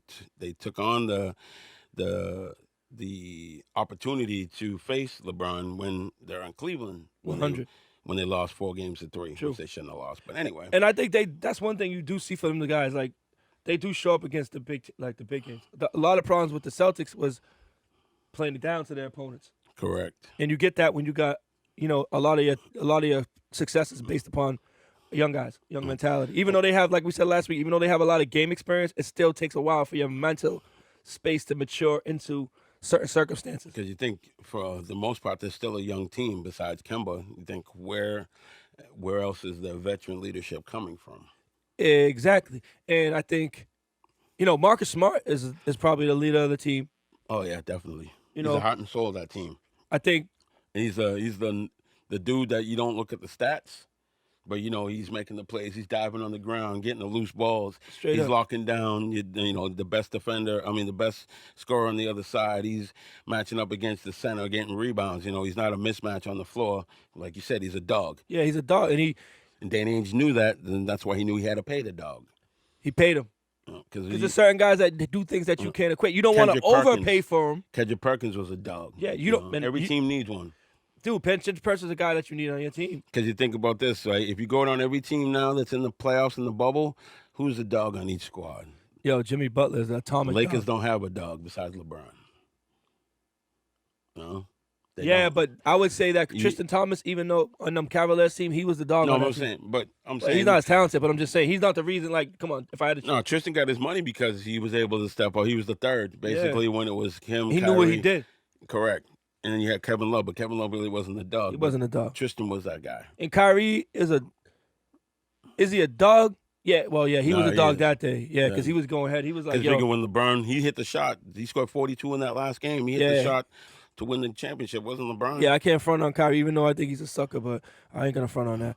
But, no, I mean, so, like looking forward, we're a lot more optimistic about the Celtics, right? So, reality, to me, like I said last week, it's Eastern Conference Finals, right? Or bust. I was really hyped about Toronto, but I don't know. It looks to me like Siakam is not adjusted to this bubble thing well. No, I don't think so either. It's different. And Anthony Davis used an excuse about the lighting and a bunch of other things the other day when he didn't play well. But, that's all garbage because games before that he was playing well, so he had a bad game. I think it was against Brooklyn? Yeah, it was the last game of the season, or I think it was a game before the last game. Yeah, it was Brooklyn because Kuzma had to hit the shot. Kuzma hit the shot. The 3 or 2 to put them up by 1 point. Yeah. But I think the Celtics definitely have a good chance. They got 4 guys, Smart, Hayward, Brown, Tatum, that should be able to carry them along with the cast around them and Kemba Walker. So those 5 to carry them. How do you think the big man matchup, how do you think, the big man... The key for this series against Philly is going to be what Al Horford does. Because wow, yeah, that's true. You figure Embiid, he's not really that healthy. Josh Richardson, he'll be an agitator on defense. Who else they got? Tobias Harris. He can give you some buckets. But the thing they're missing is Ben Simmons' defense. They're ready to fold. Yeah. Philly's ready to pack it in. What you got to do with Phillies, you got to use your quickness, press them, jump on them early, and get them out of there because they're ready to go. Because the thing with them is, but one thing the Sixers do pose a problem to the Celtics is with their length because they have Thibault they can bring off the bench. They still have him, Richardson, they bring off the bench. So you figure if you start Thibault, Tobias Harris, Al Horford, I guess, coming off the bench now too. But you have but with Ben Simmons gone, I think he might be in that spot. And I think he gets matched up against Tatum. I think Tatum cooking him on the outside. Mm-hmm. And Time Lord, I want to see what Time Lord's going to do. How he's going to match up. If they're going to match him up on Embiid. It might be a situation Tyson's not going to be able to handle Embiid. No, he's not. It might be a situation where you canter. You Time Lord. He's going to get eaten alive. But he's physical, though. Can't really played as much as you figured he would have, considering how because long he can't he's been defend here. the pick and roll. Yeah, I know. That's the problem. They get eaten alive. Yeah, he can't defend the pick and roll, but they don't really pick and roll as much with with Philly. But I'm saying, like, maybe you bring Time Lord in when Al Horford's in to kind of to counteract that rebounding. True. And then move Tatum to the 3 to check thing. And then you might have to have either Gordon Hayward or somebody run with the second unit for a lot of period of time. Because I think Kemba's going to get exposed because of the size. Because of the on size. switches. But Kemba's got to use his quickness. On the defensive end, yeah, he's going to get exposed for the size. But the difference between Kemba and Kyrie, Kemba at least will attempt to play defense. Kemba at least scraps. You know what I'm saying? So, like, he had the block on old boy. He had the block on old boy a couple weeks ago, a couple games ago. But like he at least gives effort. So it might be a situation where you match it up based on certain situations. You know what I mean? Mm-hmm. Yo, I gotta give you your props. Yo, you called the Time Lord thing. I said they needed more athleticism on the court, and he's probably one of your most athletic players that you have. And that's why Danny Ainge, you drafted him out of Texas, because you need above the rim. The Celtics have always been a squad, as long as I can remember, never above the rim. Below the basket? Never. Yeah, no, that was jumpers. Like Paul Pierce, you drafted him, great player, the truth, love him. Yeah. Not above the rim dude. You're not the most athletic Antoine Walker, not above the rim dude. 100. You know what I mean? Not saying you need above the rim dudes to win championships. Yeah, but you need they've that never athleticism. their big dudes never really above the rim guys. Well, it's just like in football. There's certain you can't put a price on athleticism. You can't have enough athletic guys, right? And yo, what I like about the Time Lord is I heard Kendrick Perkins was talking a lot about his pick and roll and his ability to dive to the basket and that lob threat, and what that opens up for the rest of the guys, right? He broke it down in a more, philosophical way when it came to the game. But I like his mentality. I like the Time Lord's mentality when he was saying like, "Hey, I don't know, I'm still learning." You know what I'm saying? I know I got a long way to go, and I'm just trying to get better. But I'm focusing on the things that I'm good at right now and doing. I like that. You know what I'm saying? Because the knock on him from the gate was why they called him the Time Lord. Yeah. Spacey wasn't it? It didn't seem like he was fully engaged. Well, actually, Time Lord, I think that nickname came from, Brian Scalabrine started it. That's what they called him, Time Lord. No, Toucher and Rich started that. Oh, was it? Yeah, because remember he got up late for the thing. Yeah, because he said he thought he was on Central Time. Yeah, he wasn't on time. Like but then I think Scalabrine kind of did a twist on it where, like, when he jumps in the air, he kind of defies all time. Because that's he dope, jumps, though. Yo, remember Time Lord. Yo, you know what they need to bring back? Yo, remember them posters as kids? Yeah, the Iceman. Yeah. With George Gervin sitting on the blocks of ice. And they had even in the Patriots had the law firm. Yep. They had Ty Law and Lloyd Malloy, and they was had the suits. That'd be a dope. But you think they don't do posters anymore? You'd have to do like big heads because they don't do posters anymore. You'd have to explain to a kid because they talk about dunks. When you say you posterize someone, most kids have no idea what that means. Yo. Like my kids do have posters, but it's not of sports people. It's like Pokemon and stuff like that. It's not. I got a great. You just gave me a great idea. We'll talk about it after the show.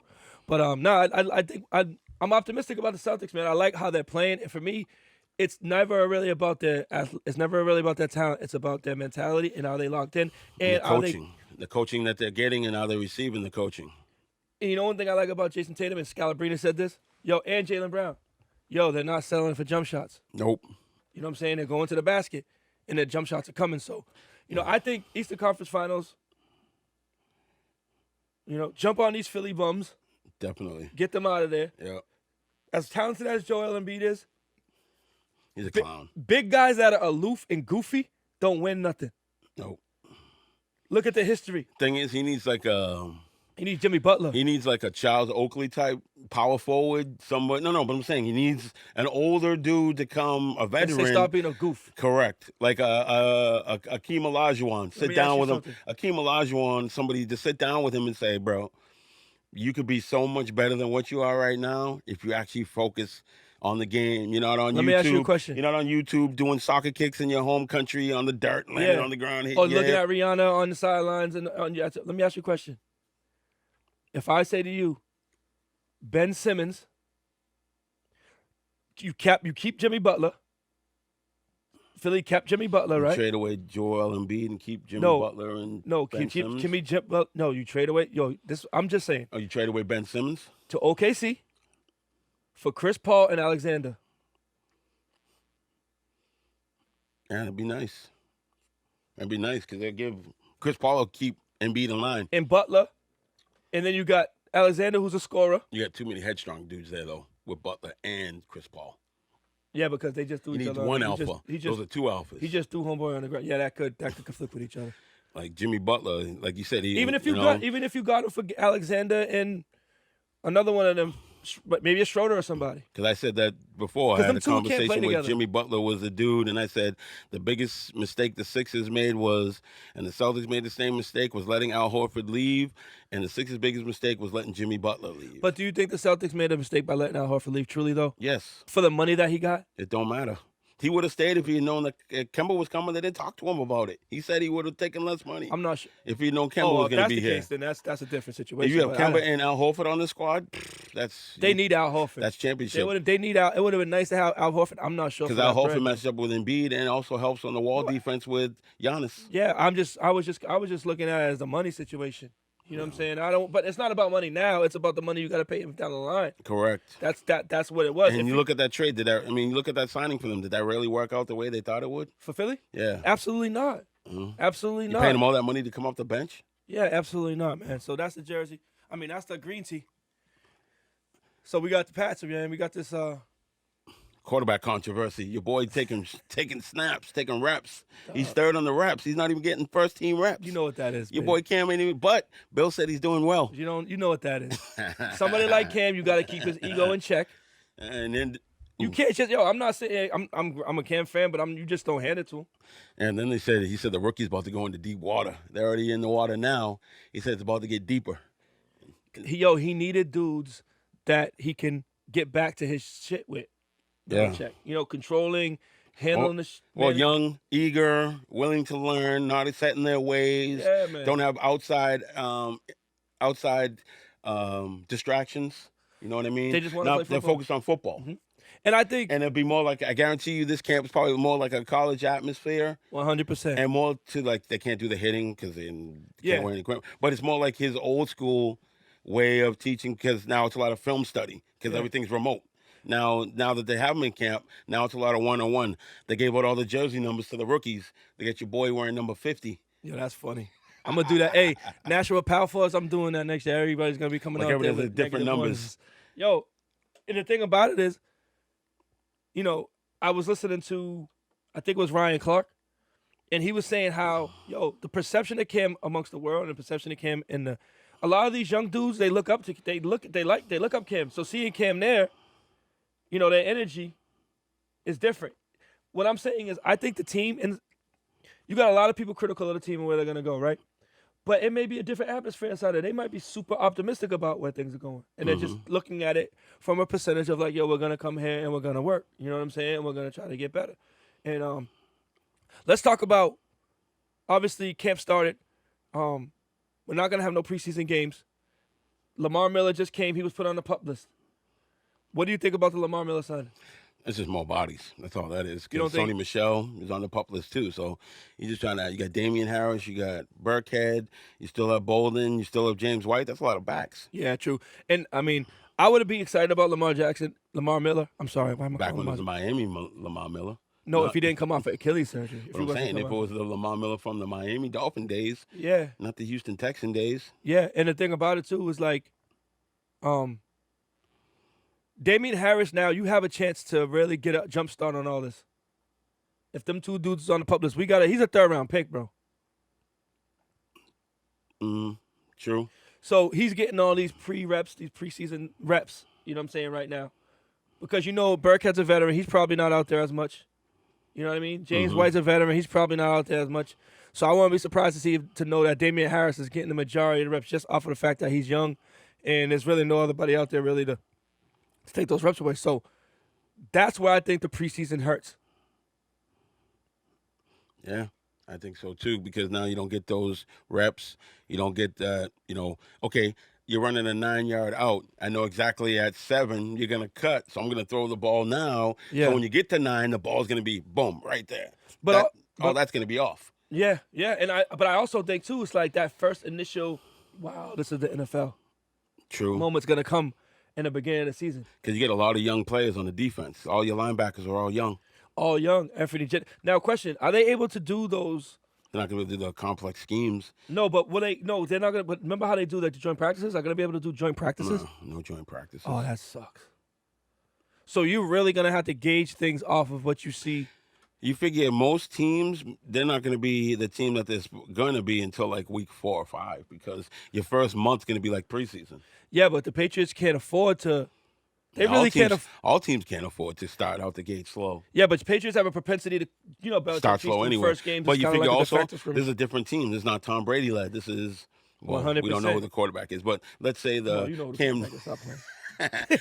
Cam Newton led New England Patriots. And your boy Chris Sims says that he thinks New England is better suited for Cam Newton than Tom Brady because of what Josh McDaniels likes to do with his offense. And I look back to the Wildcat, because who's the dude that brought the Wildcat to the NFL? Wasn't it Josh McDaniels? He was one of the guys. He was one of the guys. It was a dude from Miami. Oh, the coach that they had there that one year. Sperano? That dude he looked like the extra on The Sopranos. Yeah, Tony Soprano brought him in, but I don't think he was the Wildcat originator because they ran it with Ronnie Brown and Ricky Williams. But it was just a de facto gimmick thing. Josh McDaniels was trying to make it a staple. Yeah, because he ran it with Tim Tebow.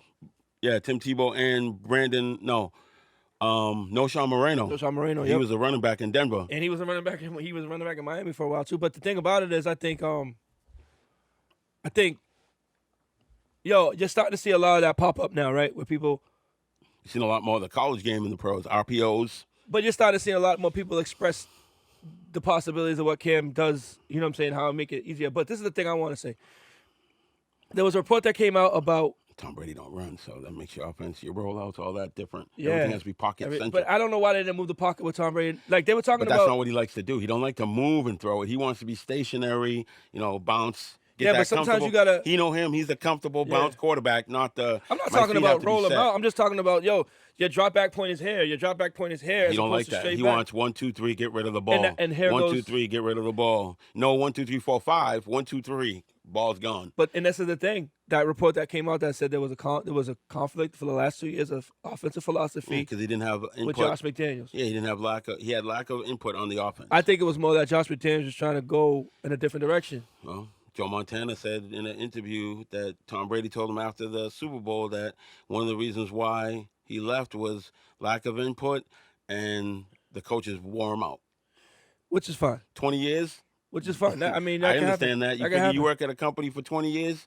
Think of it. You work at a corporation, Will and Jay, for 20 years. After a while, that same voice you hear all the time, you shut it off. Because I come in here to record, do my music with Will. And, I be getting tired of them sometimes. Yeah, but you figure if you work for Will for 20 years, after a while, his voice is like Charlie Brown's teacher. It's like, wah, wah, wah, wah, wah, wah, wah. You just shut that off. Will come in there, he be like, you need less. What is that shit you be saying, Will? You need a little bit more emphasis on, that was fine, but. I got 25 other buttons to push that I want to try out. But no. Takes. I mean, you couldn't, but when you watched the game last year, right? When you watched the season last year, you kind of see that, though. Because people weren't getting open, though. He was yelling at dudes, get separation. Now, if you're the offensive coordinator and you're the quarterback, there's really not too much else you can do if your receivers aren't getting open. I have a lot of beef with Josh McDaniels because he didn't run no bunch formations, no stacks. He didn't motion. He didn't shift or anything like that. You should have gave Charlie Weiss a call. Say, hey, man, let me see your playbook from back in 2002. You're an offensive coordinator, bro. That's offensive coordinator 101. See, there's certain coaches that say, we do what we do no matter what, and those coaches get beat. Certain coaches say, we do what we do, but we also do this, this, and this if this, and this happens. They adjusted to this. We have this in our tuck that we're going to implement. See, Josh McDaniels was great when he came out and he had the game plan pegged, and things were just hitting. He was fine. But then you look at them this past year. I've never seen the Patriots do so many gimmick plays, screens, because they didn't have the they did that with Weiss. They didn't have the athleticism to... Nah, what it is, bro. No, but they didn't. You look at it. Yeah, they did. If you got to run misdirections and all that to get the defense going different ways, you're reaching. That means that your offense is not moving without those type of plays. What I see is a conflicting ideologies in the sense of they would come out one series, right, Tease? They got no playmakers, bro. No, listen, bro. No, look at me. Bro, I understand. Yeah, they don't have, they have a lack of playmakers, but what I'm saying is philosophy-wise, they would come out and... say I formation, a single back with two tight ends, and they would run the ball, play action football. Then all of a sudden they go to shotgun. Then all of a sudden they be back to, and then when they got 3 and out. Then it's 3 and out as soon as they went to shotgun. And then this is where you really, as an offensive coordinator, this is where your teeth is really cut. Red zone. But they couldn't run the ball. You figure Shaq Mason getting paid all that money, he was getting beat. So you're not be able to run to the ball to the right. Though. You figure the right side, true.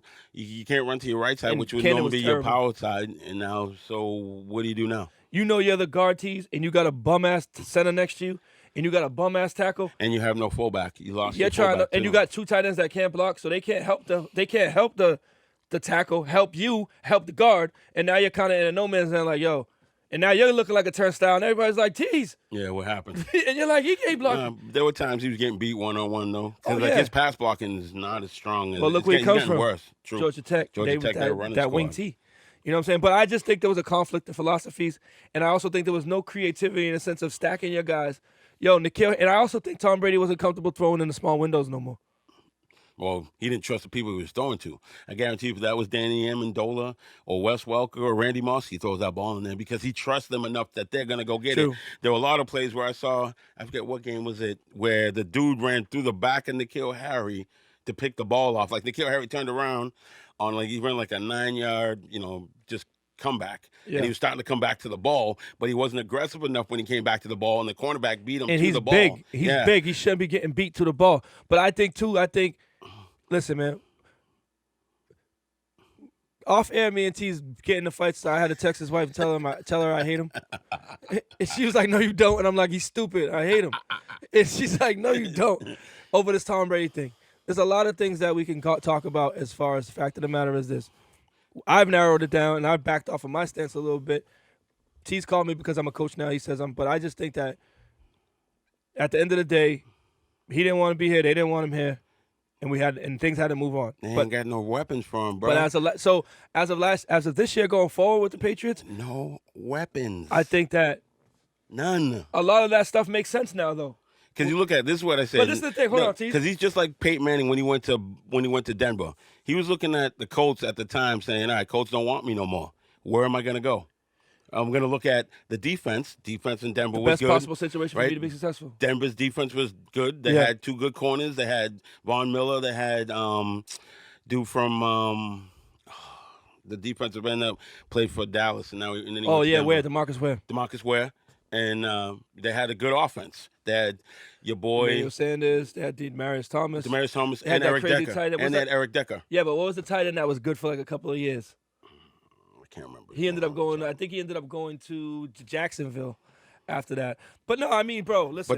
But he picked his same thing. So if you're Tom Brady and you're looking at the Patriots saying, okay, they were expecting him to come back here because it was reported that Bob Kraft, when he came to the house, was expecting him to say, okay, I'm going to take whatever Bill offers me. He didn't. He looked out on that landscape and said, okay, of all the teams I can go to, Tampa Bay has good defense. Shaq Barrett, the young linebackers. They have a decent defense. They're not right. They were the last 7 games of the season. They played one well. of the top defenses. They play well. You look at their offense. They had Gronk. They have O.J. Howard. You had, I know Shady McCoy is. You say he's bum filler, but no, anyway, I don't mean he's bum filler.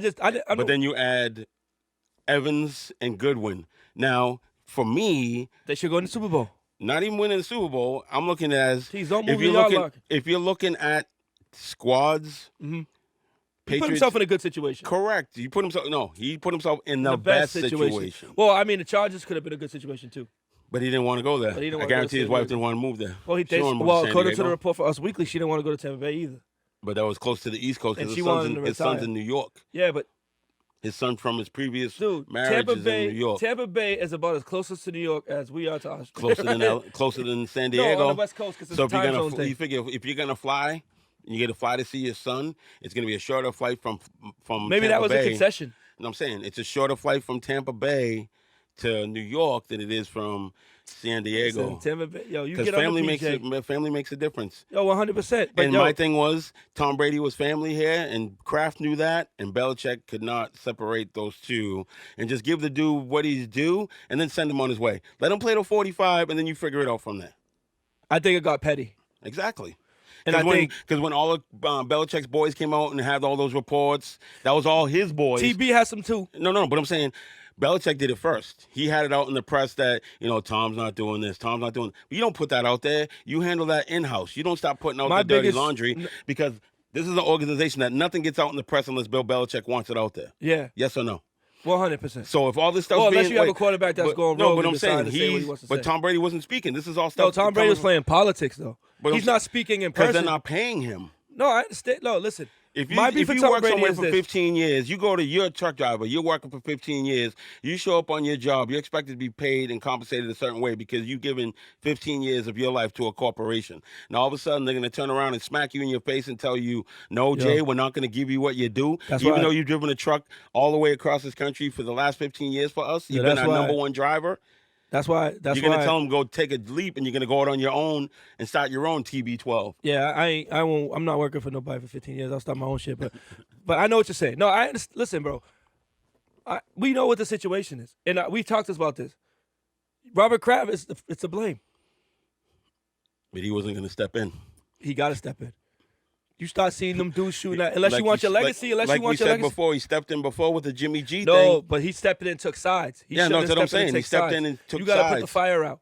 Yo, Bill, what they messed up was, first of all, if I'm Bill Belichick and Robert Kraft comes in and says to me, my problem is, and Hold the on, let biggest me problem finish. is, Jonathan Kraft should be running the team, should. not the father, He because the should. father's too emotionally attached to it. no, and he's obviously, To Tom Brady. but he's also, Where Jonathan, I don't think is as emotionally attached to Tom but as I think Bob is. I think it could be a Ricky Bobby situation where the son was like, the father was so enamored with the son that Ricky Bobby, he's like a son to me. Well, yeah, and the son's no, looking like, that's yo, what they what said. the hell is That's that his son. That Tom Brady is his third son. third son? I know if my father is calling somebody I'm gonna have major smoke with him. But that's neither here nor there. What I'm saying is this: Robert Kraft wants to dance with Cardi B. He wants to bone waitresses and have babies at 38. You know what I'm saying? He wants to go down to Florida and do freaky shit. And your castle is burning down. True. You gotta come put that out. And if you're not, you put somebody in place that's gonna manage that situation. Because regardless, I think when I say But Tom how's that Bra- going to look if Bob Kraft walks in and said, all right, Bill, if you don't do what I want, No, Bill's no. going to walk out. I guarantee you Bill would have quit. I would have.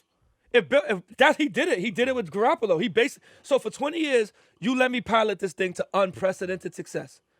And now you're gonna come in and try to implement your will. But then also I might resign. on the Kraft side, you can say, okay, for 20 years, but throughout those 20 years, there's been some controversy. You've cost me money. Okay, You've peace. cost me, my reputation as an owner because of the Spygate and because of No, the you Flakegate cost and all yourself that as a stuff. representative. You cost your own representation as an owner when you got your booty popped. Well, that's later on down the line. But I'm just saying, that's you can say what you not want to including say. anything else. The trophies the trophies are still there. And the booty pop was a setup, man. Come on. Who gets pulled over? I'm driving you. I'm your got driver. stung. Wait, hold on. I'm your driver. You and Will are in the car, and we get pulled over, and they ask for you and Will's ID. They don't ask for my ID, and I'm the driver. Yeah, he got set up at a sting. Correct. But he shouldn't have been there. That's a setup. He shouldn't have It's been a there. setup. Now, listen, I don't have what you do in your private to your own bedroom is your own bedroom. That wasn't just a bedroom, after though. you but just after you're done, check your quarterback and your coach and make sure they're not up to acting fighting. That's like you leaving your kids unattended and they're tearing the house down and you're over there getting some sex and it's like, who's to blame? Them or you? It's them. They're Exactly. grown-ass men. They're not kids. But I'm just saying, not in a literal sense. It's in a sense of and for the argument. But I just think that we all know, and we've known since the inception of this dynasty, that Belichick is who he is, and Belichick is going to walk away from you 2 years sooner than rather 2 years later. And we always used to say, I wonder what's going to happen when it's Tom Brady's time. We knew that. Oh, no question. Okay. But you think he was able to walk away 2 years early because he had Tom Brady? No, but I'm Because just Tom saying. Brady but covered up a lot of he crap. did. In no way, shape, or form is it like take we were a- talking about the Doug Gabriels, the Ray Shea Cardwells. But the difference They between covered up a is- lot. And at some point, as a quarterback, because you kept saying to me, Tom Brady's supposed to rise up these dudes. Why? Why do I have to No. carry you? Why do No. I have to come to work, do my job, and then raise you up so we can do it together?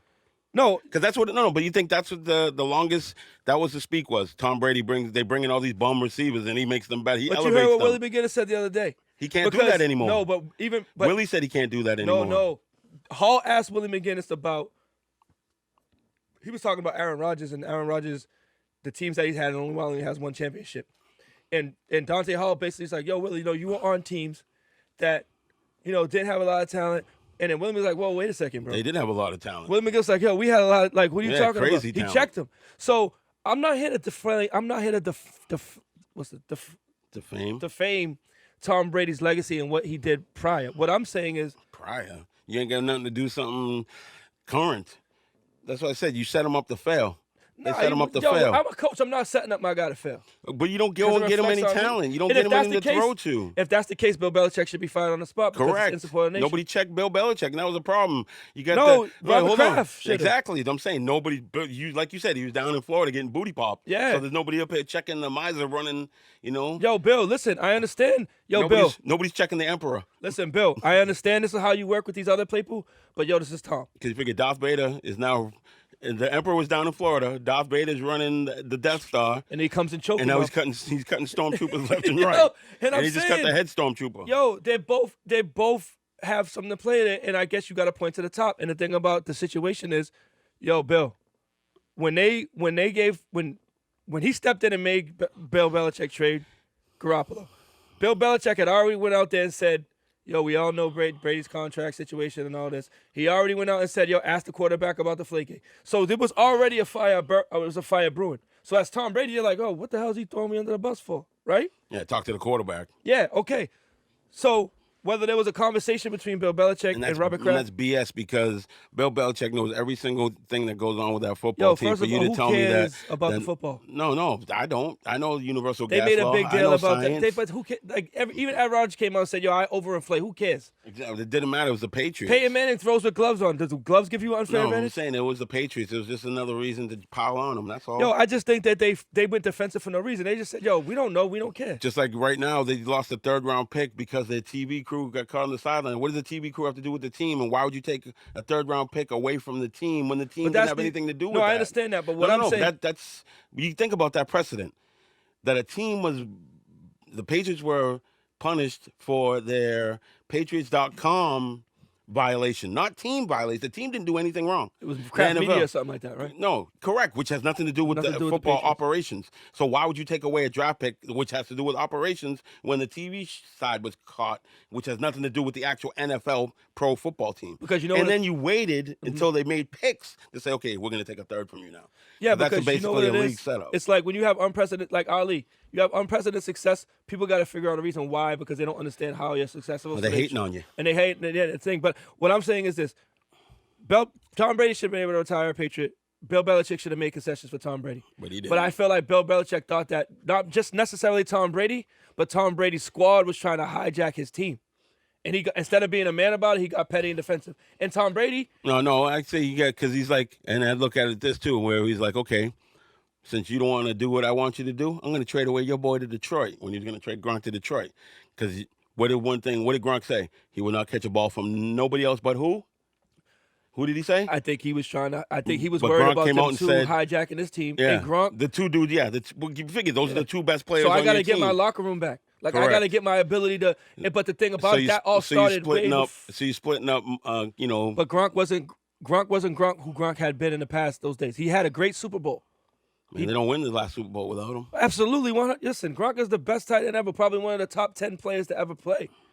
When he was healthy and he was, like, you know what I'm saying? But sometimes it's just not going to work currently constituted. And he, like, Tom Brady, Gronk's not Tom Brady, though. No. So Tom Brady's the only person you really make concessions for, but how much concessions do you make from when you got... But the thing is, the dude never asked you for nothing. He never came to you and said, I want this, this, and this. I want the best top receivers. I want this. I want this. I want this. No, he did. He said, I'll take less money if you're going to help me out. He did, but they got did they not try to help him by drafting a receiver number one? How many years later? But I'm just saying, did they you not wait help till the him? dude's 43 years old to give him a number one receiver. Okay, because you need it by now. That's when you need it the most. They needed it back then. They needed him back then. They were able to pitch They won 2 Super Bowls. By the tight ends. The tight ends were basically the receiver. They won 2 Super Bowls. One of the tight ends, I should say. And they should have won another one, but that's all. We're not even going to get that conversation because me and you ain't going to be friends. That's all right. All right, so... Your boy Malcolm Butler. Yo, when Malcolm Butler gets cut by Tennessee at the end of the camp, I want to hear what people got to say. I love Malcolm Butler. I like what he did here, but let's not act like Malcolm Butler was like Deion Sanders or some shit. Not at all. Yo, so Tease, like I said, for everyone out there listening, we got socials now. If y'all want to reach out to us, hit us up on our IG, New Jack Sports Machine, Facebook, New Jack Sports Machine, New Jack Sports Machine @gmail.com. We're going to be checking all those places. We're going to be answering your questions. We're going to be valuing your input. And we might be verbally whipping some of y'all's ass if y'all step out of line. All right. So, yo, Tease, man. Interesting thing came up on Facebook, bro. Yeah, a friend of mine posted to my page where it was a post that read, for you to choose an athlete that you enjoyed watching. You didn't have to give any type of explanation. You don't have to say why you picked them. No words, no nothing. Yo, that's Will. Will, man, what you doing, bro? Yo, Will. Yo, Will. Yo, I would never put my hands on you, bro. But I'm not the only one with hands. Yo, you ever see Atlanta? I'm not the only one with hands here. But anyways, bro, what you saying now? So now, basically, for 10 days straight, I'm supposed to pick a athlete and post it on Facebook, and then show what day I'm on, and then choose another person to do the same. So what we wanted to do is we're gonna take that segment, kind of modify it for here. So we jacked whoever sent that, Cheese's boy. We jacked your thing. Andrew White. Andrew White, you just got jacked. So what we're gonna do is we're gonna take that same concept and we're gonna apply it here, and we're gonna kind of talk about an athlete that we watched and we admired, and we're gonna say why we admired and why we watched them.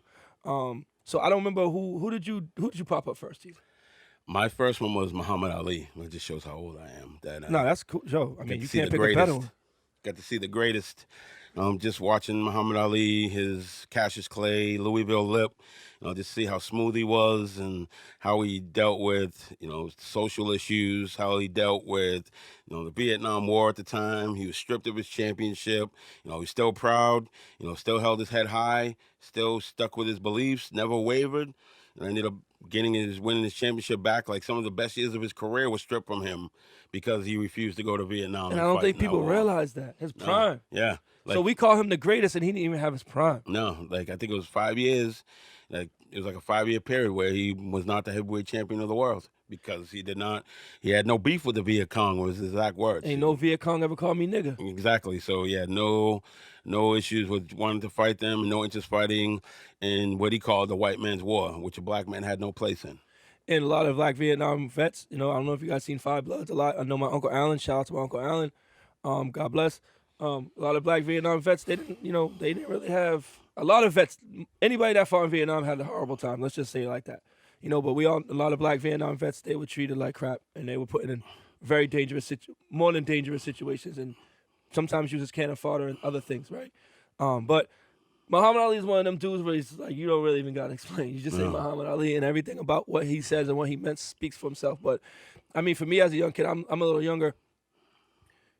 That's why it's so, I'm not going to compare none of these new age dudes to Muhammad Ali, but this new commitment to social activism for a lot of these famous Black athletes now, I think it feels good because for a long time we were avoiding that, especially in the Michael Jordan era. We were avoid of athletes willing to take a stand and compromise themselves in order for the betterment of not just Black people, but betterment of people in general. Yeah, because it would affect their brand. Because it would affect their brand, it would affect their money. When you look at somebody like Muhammad Ali from a boxing perspective, if you was going to build a boxer in a damn lab. Yep. He was the best rapper before rapping even existed. Shout out MC Ali. Float like a butterfly, sting like a bee. Sting like a bee. And I mean, just as one of those people that is put on this planet and is just meant to be what he was meant to be. A lot of people would have had to go through that situation. They might not have came out the other side. You know what I'm saying? So that's a great pick, bro. I mean, damn. I'm kind of jealous. Hey, it's like the first name that popped in my head as soon as I saw the post. I'm like, who am I going to choose as number one? I said, am I going to choose Mike? A bunch of different people I had run through my head. It got to be somebody that you personally watched, though. Yeah. Like, as much as I know about Ali and as much as I revere him, I didn't physically see him fight. I'm not talking about seeing him on YouTube. I'm talking about you were there, you seen it as it happened. Because I was telling you earlier, back in the day, you had ABC Wild World of Sports where there was no cable. So all your fights, all your major sporting events were on television. So you got to see them fight live and on TV. Regardless of who they were, what the stature was, there was no pay-per-view gate. So you got to see it live, just like everyone else did from at home, which was great. Now, you got to pay. You got to pay. You got to pay. Yo, pay to play. Do you imagine how much money Muhammad Ali would have made with pay-per-view ever? In social media, it's In a social wrap. media, oh my God, man. It's a wrap. And there's a lot of people who try to emulate that. Oh, for sure. But they can't do it. Like, they have the show, but they don't have the go. Floyd probably is the. But Floyd don't have the mouthpiece. He don't talk like that. He don't. But have he also don't have the social activism. And he doesn't have the not charisma. A heavyweight. Yeah. I don't care what you say. You have to be a heavyweight. You don't have the charisma. There's nothing like the heavyweight champion. See, like Tyson was good because he was the killer. He didn't have the personality. Yeah. But he was ferocious, and people were scared of him. But he had a persona. Correct. Yeah. That was bigger than life. The image. Like Paul Bunyan. I was trying to explain to somebody how big Mike Tyson, not to get off on thing, but I was trying to explain and equate how big Mike Tyson was, and I couldn't even really figure out a way to properly describe how big he was. Yeah. Like how famous and how much he. In 1988, I used to say there were the three Mikes at the pinnacle of their careers: Michael Jordan, Michael Jackson, Mike Tyson. And Mike Tyson might be the person that he made $80 million in 1988 in 1 year. $80 million, bro. In 88, what's that in today? Well, what would that be in today's numbers? 88 million in 88, right? Yeah. Damn, he got. Yo, Will's doing the math. And what's his name? Stole a lot of that money too. Carried away. Huh? I said your boy stole a lot of that money too. Don King. Yeah. They said Mike put hands on him. Yo, listen, man. Don King gets a bad rap, and he deservedly so. But also, there's a positive and negative in everything. You know what I'm saying? He did a lot. He advanced boxing. Some people say he hurt boxing, but at the end of the day, you gotta count your own. You gotta count your chips and know your contracts, bro. That was the problem. Like, he didn't have. Once Customato died, he didn't have that air in his. That person in his ear to keep him. And he fired Jerry Cooney and them. And Teddy Atlas, he just apologized. He just apologized to Teddy Atlas recently. Teddy Atlas talked about it on his podcast. That's funny. You got to check that out when you get a chance. What he talked about. He said, they told him on the air because he was, how much, Will? Just to give you a sense, $88 in the 80s today would be worth. This is $88. Today would be worth $294. What? Approximately $300 per $88. So we could say $300 million. 300, yeah. It's crazy. Tease. If I had $300 million, and how old was he? He was in his 20s then. 20. Tease. If I had the equivalent of $300 million at 20-something years old, Tease, we wouldn't be doing this podcast right now. Because I'm reading here, so Mike Tyson's estimated worth accrued over $300 million throughout his boxing career, but ended up losing it all. Forbes claims his total career earnings could have even been as high as $685 million. However, as of 2020, Tyson's net worth is estimated to be just $3 million right now. But that's because the Tyson Ranch ain't open yet. Yeah, no. Get that cannabis. Hell yeah, man. So, for me, mine was Randall Cunningham. I couldn't pick one. I'm sorry. That was my first one, right? I think it was Randall Cunningham was my first one. And actually, right here, if I'm just can see this real quick. His laptop's jumping up. I know, man. Everything's all loud. I apologize to all my peoples. It's all good. I'm trying to find mine. I know Randall Cunningham was one of them, but I'm trying to find who the other person was on my page. And I apologize, people, because I should know this off the top of my head, but we've already been 4 in, so. Well, you figure, throw this out there, too. Right now, Mike Tyson's weed empire is earning him $500,000 per month. Yeah, I'm trying to tell all my kids and all you kids out there, cannabis is where the money's at. Don't let these fools out here tell you that's not. Cannabis is where the money's at. Because if you look at all these big industries and you look at all these big corporations, senators, all these people with dough that thought, back in the day would, demonize marijuana, now they're the ones jumping on the bandwagon trying to make all that bread. Where the people of color are being pushed to the back once again and not getting those same opportunities to get all of that bread. But we'll be in jail trying to get all of that bread. Yeah, and you also try to consider the hailing part, the hailing aspects, especially athletes, especially a football player. They're kicking dudes out the league for months and years because of weed. And you know what I'm saying? They really need it, especially with the concussion situation. Some dudes need that. Yeah, it's recreational, but some of the stuff they be shooting them up with, Teradol and all that other stuff, man. Yeah, all that type of stuff is not good for you, Oxycodone. man. Like, I remember they tried to give my mom oxycodone. She's not taking. She's like, I'm not taking any of this for the pain. I told her to take CBDs. That's a whole nother discussion, man. CBDs is so much better. That's a whole nother discussion, and we know why. Oh, definitely. Until they figured out a way to monetize and tax it, it was going to always be illegal. But still, there's a lot of urban and black people that have been put in jail for stuff that people are selling now legally, which is not fair. But we'll have that discussion for another day. Correct. So I did find out. So my athlete that I admired was I couldn't choose. I know it was one, but I broke the rules. But it was Randall Cunningham and Steve McNair. See, tell a black man to make a choice. You can't even do that. That rules are meant to be what? Broken. Except for my kids, because then you get them towels. No, Randall Cunningham, for me, I was young at the time when Randall Cunningham started playing, and I mean I know most of our listeners are educated sports fans, and they understand the climate at the time, right? So at that time, I think it was Randall Cunningham and Warren Moon, the only black quarterbacks in the league. Well, Doug Williams had won the Super Bowl eventually. But at that time, Randall Cunningham was Lamar Jackson of his time. He really didn't. He kind of flashed and was gone. You know what I'm saying? He had his 4 or 5 year run. So Buddy Ryan was his coach. And I think he was ahead of his time. And he was somebody as a young kid playing football who I admired Walter Payton first.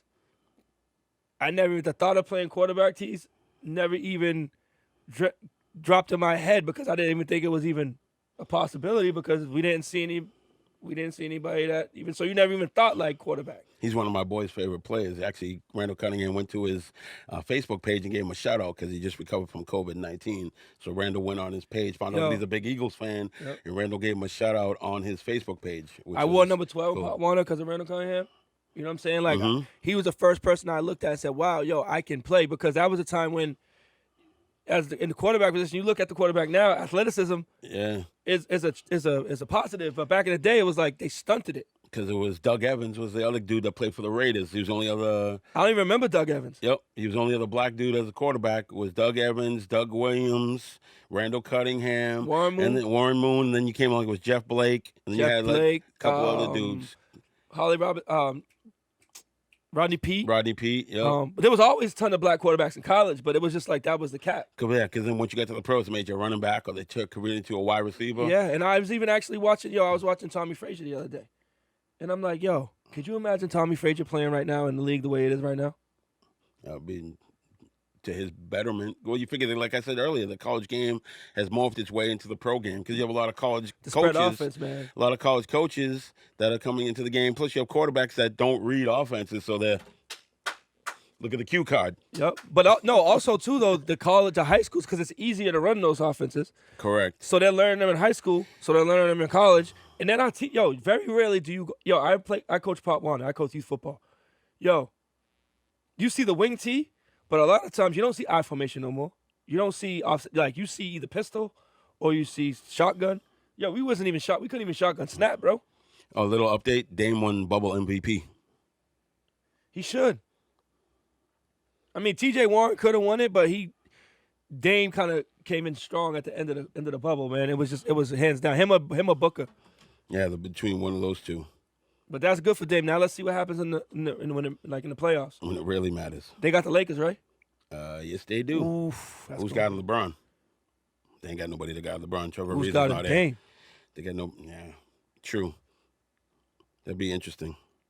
That's good. That's a matchup of that's a clash. You know what I'm saying? Mm-hmm. But I think Nurkic is a big deal for Portland, bro. Because you got to think before Nurkic broke his leg. He was playing super duper good basketball, and he's come back and he's playing super duper good basketball. But they don't play no defense. Portland plays no no defense at all. So I don't know how they're gonna make it through there. Bruins are up 2-1 right now. Third period, 8 minutes left. Come on, y'all, hang on to that. If Halak messes around and takes these dudes to the Stanley Cup and wins the Stanley Cup, it's a wrap. Truka Rash could never come back to Boston. Nope. I don't care. Like, all due respect to what the circumstances is of him leaving, good, bad, and different, funny business or not. He's over. It's over for him.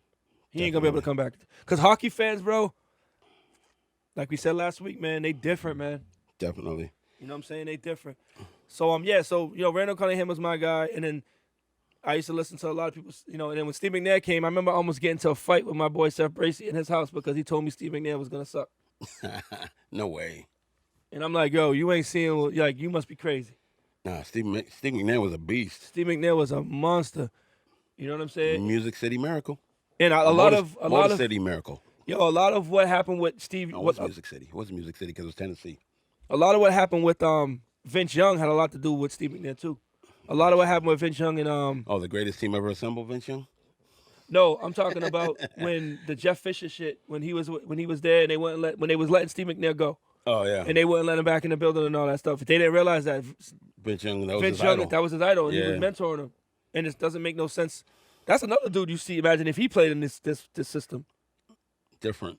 But yeah, that's it, man. So listen, if you guys want to send an email in, remember I said you can comment on our IG, send us a DM in either IG, Facebook at New Jack Sports Machine, or email us at New Jack Sports Machine. Yo, send us who your favorite athletes are and why they inspired you, and we'll read them on the air, man. We'll look up to them and we'll broadcast them for you guys and shout y'all out. So Tease, man, we covered. We got the news in. You know what I'm saying? We got all four of the sports in. We did our little special segment here. Anything else we want to cover before we get to set it off? I basically think we covered all bases. Well, how we literally feel? today. We good? We sound good over there? Microphone check 1 2. Word. All right. So look, for everybody who didn't listen last week, this is a set it off segment.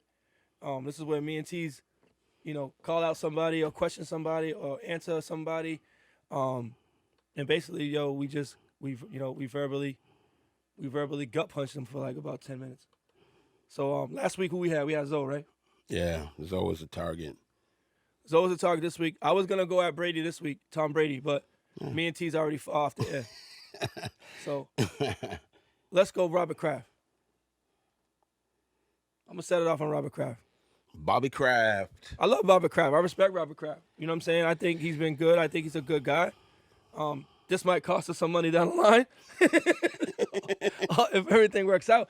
But my issue with this is that my issue with Robert Kraft and the Patriots is like, yo, you can't watch your house burn down and not put out the fire, bro. Yeah, definitely not. You know what I'm saying? That's basically it. I'm not attacking, not as a person, not as an individual. The things, we all aware of in the media and that we joked about earlier on this podcast. I mean, all that stuff really, he didn't, he it's really not a big deal to me. You know what I'm saying? Morality or whatever, how you want, who am I to judge, right? But I just think tend to your business at the end of the day, right? And I think overall, bridging into Brady and bridging into Belichick, I think T's on one side with Belichick, I think we've always, regardless of how successful you are at whatever sport you do in the city of Boston, there was always a certain level of, for lack of a better sense, of fuck shit that we didn't allow. Yeah. You know what I'm saying? So. Like, that dumb shit ain't happening here. Yeah, so, I just feel like, yo, TB12, Tom, if he would have continued to do and did what he did prior years, and then he wasn't happy, and he's just like, yo, I'm happy, this sucks, I don't want to be in no more, let me continue to do the things that I need to do, that he had been doing, that he's doing now at Tampa Bay, I would have no smoke with him. If Belichick would have said, yo. But that wasn't what his focus was. You think, like you just said, early in his career, he wasn't focused on that. He was focused on football. But then as you get older, your kids get older, you get to think, okay, what am I setting up for them once football is over? Because TB12 is once football is over. Yeah. And yo, that's your legacy. And as a coach, you know what I'm saying? You want your guys laser focused on football all times. You don't care about none of that other stuff. But we're not spilling the time. We're focusing on Kraft. And my beef with Robert Kraft is like, yo, you see your two dudes, the pillars of your organization, shooting at each other, right? Shooting shots. You know what I'm saying? Shots. And it's getting increasingly more petty. In the media. Shit's getting into the media. You gotta stop what you're doing. You gotta come in there, and you can't play side. You gotta play the middle and hold everybody accountable and say, yo. But that's what happens when you make the GM and coach the same person too. Yeah, true.